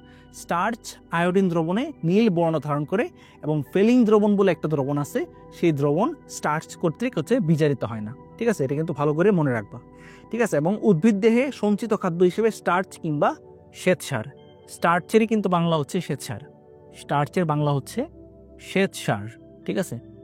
সো এই জিনিসটা কিন্তু উদ্ভিদের সঞ্চিত খাবার হিসেবে জমা থাকে। অন্যদিকে প্রাণী দেহে কোনটা জমা থাকে, প্রাণী দেহে জমা থাকে হচ্ছে তোমার গ্লাইকোজেন, ঠিক আছে। প্রাণী দেহে জমা থাকে গ্লাইকোজেন। সো এটা গেল স্টার্চের গঠন আসতে পারে সিকিউতে গ বা ঘ নাম্বারে, অথবা যেটা আসতে পারে সেটা হচ্ছে সেলুলোজের গঠন। সেলুলোজের গঠন আরও সহজ। সেলুলোজের গঠনের ক্ষেত্রে আমরা কিন্তু দেখাইছিলাম, সেলুবায়োজের গঠনে আমি দেখাইছিলাম না যে এই ক্ষেত্রে বিটা ডি গ্লুকোজ থাকে। বিটা ডি গ্লুকোজ মানে হচ্ছে 1 নাম্বার কার্বনের উপরে থাকবে হচ্ছে হাইড্রোক্সি, 1 নাম্বার কার্বনের উপরে থাকবে হাইড্রোক্সি, 1 নাম্বার কার্বনের উপরে থাকবে হাইড্রোক্সি। সো যে কোনো এরকম 2টা ইউনিটের মাঝে এরকম একটা বন্ধন দেখাবা, বন্ধন দেখায় একটা অক্সিজেনকে হচ্ছে এই ব্র্যাকেটের ভিতরে রাখবা, মানে এটাকে ভিতরে রাখছে এটাকে বাইরে রাখছে, এরকমভাবে দিয়ে নিচে এখানে এন দিয়ে দিবা, এন দিয়ে তারপর কিন্তু হচ্ছে ইজিলি তুমি এই সেলুলোজের গঠনটা কিন্তু দেখাই ফেলতে পারো, ঠিক আছে। এটা মানে আমি অলরেডি হচ্ছে সেলুবায়োজের গঠন আঁকছি, সেই কারণে আর হচ্ছে এই জিনিসটা আঁকতেছি না। আশা করি তোমরা বুঝতে পারছো যে ঘটনা আসলে কি। এবং সেলুলোজের যে ব্যবহার, সেই ব্যবহারটা কিন্তু ভালো করে মনে রাখতে হবে। সেলুলোজ হচ্ছে উদ্ভিদের কোষপ্রাচীর নির্মাণ হচ্ছে সাহায্য করে থাকে, ঠিক আছে। এবং পাশাপাশি এখানে আরেকটা ব্যাখ্যা আছে, সেই ব্যাখ্যাটা সৃজনশীলের ক্ষতে আসতে পারে। আমরা মানুষরা কেন ঘাস লতা পাতাতে যে সেলুলোজ থাকে সেই সেলুলোজ কেন হজম করতে পারি না, এর কারণ হচ্ছে আমাদের বিটা সেলুলেজ নামক একটা এনজাইম নাই। বিটা সেলুলোজ নামক একটা এনজাইম দরকার এই সেলুলোজকে হজম করতে বা ভাঙতে। সেই বিটা সেলুলোজ এনজাইম কিন্তু আমাদের থাকে না, যে কারণে আমরা হচ্ছে ঘাস লতা পাতা এগুলো হচ্ছে হজম করতে পারি না। কিন্তু গরু ছাগলের দেহে মাঝে হচ্ছে এই বিটা সেলুলোজ এনজাইম থাকে, যেটা কিনা এই বিটা 1,4 গ্লাইকোসাইডিক লিঙ্কেজ বা বন্ধনকে ভেঙে দিতে পারে। ভেঙে দিলে হচ্ছে তখন সেই জিনিসটা কিন্তু তারা হজম করতে পারে, ঠিক আছে। কিন্তু সেলুলোজের আরেকটা গুরুত্বপূর্ণ ভূমিকা আছে। সেলুলোজ হচ্ছে শাকসবজিতে থাকে। সো শাকসবজি আমরা যদি খাই আমরা হজম করতে পারি না, কিন্তু সেই শাকসবজির মাঝে যে আঁশ জাতীয় যে অংশগুলো আছে সেই আঁশ জাতীয় অংশগুলো আমাদের মলের পরিমাণ বৃদ্ধি করে, ঠিক আছে, আমাদের মল থেকে সাহায্য করে। সো আমরা কিন্তু রাফেজ, ঠিক আছে, 9-10 যখন পড়ছিলাম তখন রাফেজের ভূমিকা যেরকম শিখছিলাম আমাদের পঞ্চম অধ্যায়ে, এখানে কিন্তু সেই জিনিসটা একটু মনে রাখতে পারি, আমাদের সৃজনশীলের ক্ষতে আসতে পারে, ঠিক আছে। সো আমরা এই জিনিসটা ভালো করে মনে রাখবো। স্টার্চ এবং সেলুলোজের মাঝে পার্থক্যটা কি সেটাও একটু ভালো করে নিজেরা পড়ে ফেলবো। গ্লাইকোজেন লাস্ট যেটা পরে আজকে হচ্ছে আমাদের এই অংশটা শেষ হয়ে যাবে, সেটা হচ্ছে গ্লাইকোজেন। গ্লাইকোজেনের ক্ষেত্র সিম্পল, একদমই সিম্পল। সেটা হচ্ছে কি, আমাদের কি করতে হবে, আমরা জাস্ট মনে রাখবো গ্লাইকোজেনের ক্ষেত্রে এরকম আলফা ডি গ্লুকোজ আঁকবো, ঠিক আছে। আলফা ডি গ্লুকোজ একে আলফা 1,4 লিঙ্কেজ দেখাবো এবং পাশাপাশি হচ্ছে অনেক ক্ষেত্রে গ্লাইকোজেনে আলফা 1,6 লিঙ্কেজও কিন্তু থাকে, অর্থাৎ গ্লাইকোজেনের গঠন হচ্ছে অনেকটা অ্যামাইলোপেকটিনের মতো, ঠিক আছে। দেখো গ্লাইকোজেনের গঠন হচ্ছে অনেকটা অ্যামাইলোপেকটিনের মতো। গ্লাইকোজেনের অ্যাকচুয়াল স্ট্রাকচার হয় হচ্ছে অনেকটা এরকম, ঠিক আছে। গ্লাইকোজেনের অ্যাকচুয়াল স্ট্রাকচার হয় এরকম। তাহলে তোমার মনে নিশ্চয়ই প্রশ্ন হবে যে ভাইয়া অ্যামাইলোপেকটিনের স্ট্রাকচার ওইটা, গ্লাইকোজেনের স্ট্রাকচার ওইটা, তাহলে এদের মাঝে পার্থক্যটা কি? পার্থক্য হয় হচ্ছে ইউনিটে, ঠিক আছে। কয়টা এরকম ইউনিট আছে? গ্লাইকোজেনের ক্ষেত্রে এরকম ইউনিটের সংখ্যা অনেক কম হয়। গ্লাইকোজেনে এরকম ইউনিট কিংবা মনোস্যাকারাইডের সংখ্যা কম হয়। অন দ্য আদার হ্যান্ড অ্যামাইলোপেকটিনে এরকম ইউনিটের সংখ্যা বা এরকম আলফা ডি গ্লুকোজের সংখ্যা অনেক বেশি হয়, প্রচুর পরিমাণে বেশি হয়, ঠিক আছে। গ্লাইকোজেনের তুলনায় অনেক বেশি হয়। তো আশা করি বুঝতে পারছো যে অ্যামাইলোপেকটিনেরই একটা ছোটখাটো ভার্সন হচ্ছে আমাদের গ্লাইকোজেন। অন্যদিকে গ্লাইকোজেনের অনেক বিশাল বড় একটা ভার্সন হচ্ছে অ্যামাইলোপেকটিন, ঠিক আছে। আচ্ছা, এটা গেল গ্লাইকোজেনের কি কি ভূমিকা আছে। সেই জিনিসটা মনে রাখতে হবে। গ্লাইকোজেন জিনিসটা হচ্ছে আমাদের পেশিতে জমা থাকে এবং যখন আমরা গ্লুকোজ ইনটেক করি না, আমাদের বডিতে যখন নতুন করে বাইরে থেকে গ্লুকোজ আসে না, তখন যকৃৎ কিংবা আমাদের লিভার হচ্ছে এই গ্লাইকোজেন ভেঙে গ্লুকোজ তৈরি করে, ঠিক আছে। যেটাকে বলা হয় গ্লাইকোজেনোলাইসিস, যেটা সম্পর্কে আমরা আমাদের পরিপাক এবং শোষণ অধ্যায়ে কিন্তু পড়ছি। এবং রক্তে এটা হচ্ছে গ্লুকোজের স্বাভাবিক মাত্রা নিয়ন্ত্রণ করে, ঠিক আছে, আর প্রাণী দেহে সঞ্চিত খাদ্য হিসেবে কাজ করে। সো এখান থেকে আমরা যে জিনিসটা মনে রাখবো ভাইয়া, সেটা হচ্ছে আমাদের সিকিউতে এই স্টার্চ গ্লাইকোজেন কিংবা হচ্ছে আমাদের স্টার্চ গ্লাইকোজেন এবং হচ্ছে সেলুলোজ, এগুলোর গঠন হচ্ছে অবশ্যই আসতে পারে। সো এই গঠনগুলাই যে রিং স্ট্রাকচারগুলো আছে, সেই রিং স্ট্রাকচারগুলো আমরা ভালো করে প্র্যাকটিস করে হচ্ছে শিখবো। যে ট্রিক্স অ্যান্ড টেকনিক্স এখানে কাজে লাগতে পারে সেগুলো তো ভাইয়া দেখাই দিলাম, বাট বাকিটা পুরোটা কিন্তু ডিপেন্ড করবে হচ্ছে তোমার প্র্যাকটিসের উপর। সো এগুলো ভালো করে প্র্যাকটিস করবা। পাশাপাশি আরেকটা জিনিস, ধরো গ নাম্বারে আসলো এটার স্ট্রাকচার, অন্যদিকে ঘ নাম্বারে আসবে এটার ব্যবহার কিংবা এটার হচ্ছে তোমার ইউসেজ, ঠিক আছে। সো ইউসেজগুলো অবশ্যই হচ্ছে তোমরা শিখে ফেলবা, ঠিক আছে। ইউসেজ যে কাজগুলো আছে, সেলুলোজের ধর্ম কাজ, এগুলো অবশ্যই হচ্ছে তোমরা শিখে ফেলবা নিজে। এগুলো কিন্তু সৃজনশীলের ঘতে 4 নাম্বারে আসতে পারে, অথবা এদের মাঝে পার্থক্য আসতে পারে যে উপাদান 1 এবং 2 এর মাঝে কি কি পার্থক্য আছে। সো উপাদান 1 ধরো স্টার্চ, উপাদান 2 হচ্ছে সেলুলোজ। সো এদের মাঝে কি কি পার্থক্য আছে সেই জিনিসটা বুঝতে হবে। স্টার্চ জিনিসটা এরকম, আমি কিন্তু ক্লুগুলো বলে দিচ্ছি। স্টার্চ জিনিসটা কোথায় পাওয়া যায়? স্টার্চ জিনিসটা পাওয়া যায় হচ্ছে উদ্ভিদের সঞ্চিত খাদ্য হিসেবে। সেলুলোজ জিনিসটা কোথায় পাওয়া যায়? উদ্ভিদের কোষ প্রাচীরে, অথবা হচ্ছে সেলুলোজ অনেক ক্ষেত্রে আমাদের বই খাতা কলম খাতা যে আমরা লিখি, সো সেই খাতার মাঝেও সেলুলোজ কিন্তু পাওয়া যেতে পারে। পাশাপাশি হচ্ছে গ্লাইকোজেন কোথায় পাওয়া যায়? আমাদের পেশিতে। অথবা প্রাণী দেহের সঞ্চিত খাদ্য হিসেবে। সো এই ক্লুগুলো দেখে হচ্ছে বুঝতে হবে যে আসলে কোন যৌগটার স্ট্রাকচার তোমার কাছে চাইছে, ঠিক আছে। আচ্ছা, এখন আসো লাস্ট যেটা বলে হচ্ছে আমাদের এই চ্যাপ্টারটা, মানে এই অংশটা হচ্ছে শেষ হয়ে যাবে, সেটা হচ্ছে রিডিউসিং সুগার, নন রিডিউসিং সুগার, ঠিক আছে। কখন হচ্ছে কোন একটা কার্বোহাইড্রেটকে সেটাকে বলা হয় রিডিউসিং সুগার, কখন বলা হয় নন রিডিউসিং সুগার, কখন বিজারক চিনি বলা হয়, কখন নন বিজারক চিনি বলা হয়, ঠিক আছে। সো আমরা মনে রাখবো যে কোনো একটা কার্বোহাইড্রেটে কমপক্ষে একটা মুক্ত অ্যালডিহাইড গ্রুপ অথবা মুক্ত কিটোন গ্রুপ যদি থাকে, তাহলে সেই জিনিসটাকে বলা হবে রিডিউসিং সুগার। যে কোনো একটা কার্বোহাইড্রেট দেখো এটা হচ্ছে আমাদের অ্যাল ফ্রুক্টোজ। এখন অ্যাল ফ্রুক্টোজ জিনিসটা রিডিউসিং সুগার নাকি নন রিডিউসিং সুগার, এটা আসলে ডিপেন্ড করবে তার এই ফুল যে গঠন, সে গঠনের মাঝে মুক্ত অ্যালডিহাইড গ্রুপ অথবা মুক্ত কিটোন গ্রুপ আছে কিনা। দেখো তার গঠনের মাঝে কিন্তু কি আছে, তার গঠনের মাঝে কিন্তু মুক্ত কিটোন গ্রুপ আছে, মুক্ত কিটোন গ্রুপ আছে। এর আগে আমরা যে গ্লুকোজ দেখাইলাম, যেটা কিনা হচ্ছে একটা মনোস্যাকারাইড ছিল, এর আগে যে আমরা গ্লুকোজ দেখাইলাম, ঠিক আছে, আমি গ্লুকোজের স্ট্রাকচারটা বের করতেছি। এর আগে যে আমরা গ্লুকোজ দেখালাম, সেই গ্লুকোজের মাঝেও কিন্তু একটা মুক্ত অ্যালডিহাইড গ্রুপ ছিল। সো এই মুক্ত অ্যালডিহাইড গ্রুপ কিংবা মুক্ত কিটোন গ্রুপ থাকলে সেই জিনিসটাকে বলা হবে হচ্ছে একটা রিডিউসিং সুগার বা বিজারক চিনি, ঠিক আছে। অন দ্য আদার হ্যান্ড দেখো, এটা হচ্ছে আমার সুক্রোজের গঠন। সো সুক্রোজের গঠনে কেন হচ্ছে এটাকে তোমার রিডিউসিং সুগার বলা হয় না, কারণ সুক্রোজের গঠনে কি কি ছিল দেখো, আলফা ডি গ্লুকোজ ছিল এবং আলফা ডি ফ্রুক্টোজ ছিল। আলফা ডি গ্লুকোজের হচ্ছে 1 নাম্বার কার্বনে থাকে হচ্ছে অ্যালডিহাইড মূলক এবং ফ্রুক্টোজের 2 নাম্বার কার্বনে থাকে হচ্ছে কিটোন মূলক, ঠিক না। সো এখন দেখো, তার যে হচ্ছে অ্যালডিহাইড মূলক এবং তার যে হচ্ছে কিটোন মূলক, এরা দুজনই কিন্তু বিক্রিয়া করে একদম পরস্পরের সাথে আবদ্ধ হয়ে গেছে। ফলে তাদের মাঝে কিন্তু আর কোনো ধরনের মুক্ত অ্যালডিহাইড মূলক বা মুক্ত কিটোন মূলক কিন্তু নাই, ঠিক আছে। সো যেহেতু আমাদের সুক্রোজের মাঝে কোনো ধরনের মুক্ত অ্যালডিহাইড মূলক বা মুক্ত কিটোন মূলক থাকে না, সে কারণে সুক্রোজকে বলা হয় নন রিডিউসিং সুগার কিংবা অবিজারক চিনি, নন রিডিউসিং সুগার। সো এই ব্যাখ্যাটা অবশ্যই ভালো করে শিখবা, সৃজনশীলের খতে প্রশ্ন আসবে, এটাই আসবে, ঠিক আছে, যে সুক্রোজকে কেন নন রিডিউসিং সুগার বলা হয়। সো আমরা ফার্স্টে হচ্ছে সেই ক্ষেত্রে সংজ্ঞাটা দিয়ে দিব, যেসব কার্বোহাইড্রেটে কমপক্ষে একটি মুক্ত অ্যালডিহাইড বা মুক্ত কিটোন গ্রুপ থাকে তাদেরকে বলা হয় রিডিউসিং সুগার, ঠিক আছে। যেমন উদাহরণ হিসেবে আমরা বলতে পারি গ্লুকোজ, ফ্রুক্টোজ, ম্যানোজের কথা। এরা সাধারণত বেনেডিক দ্রবণ এবং ফেলিং দ্রবণ দ্বারা হচ্ছে বিজারিত হয়, ঠিক আছে। সো এই জন্য তাদেরকে বলা হয় রিডিউসিং সুগার বা বিজারক শর্করা। সো এটা প্রথমে বলার পর তারপর কি বলবা, যে দেখা যায় যে সুক্রোজের ক্ষেত্রে একটা আলফা ডি গ্লুকোজ এবং একটা আলফা ডি ফ্রুক্টোজের মাঝে তাদের যে হচ্ছে অ্যালডিহাইড এবং কিটোনমূলক, তাদের মাঝে হচ্ছে বিক্রিয়া সংগঠিত হয়ে একটা বন্ধন তৈরি হয়। ফলে সুক্রোজের ওভারঅল যে গঠন বা সুক্রোজের গঠনে হচ্ছে কোনো ধরনের মুক্ত অ্যালডিহাইড মূলক বা মুক্ত কিটোন গ্রুপ থাকে না, যে কারণে সুক্রোজকে বলা হয় হচ্ছে নন রিডিউসিং সুগার কিংবা অবিজারক চিনি, ঠিক আছে।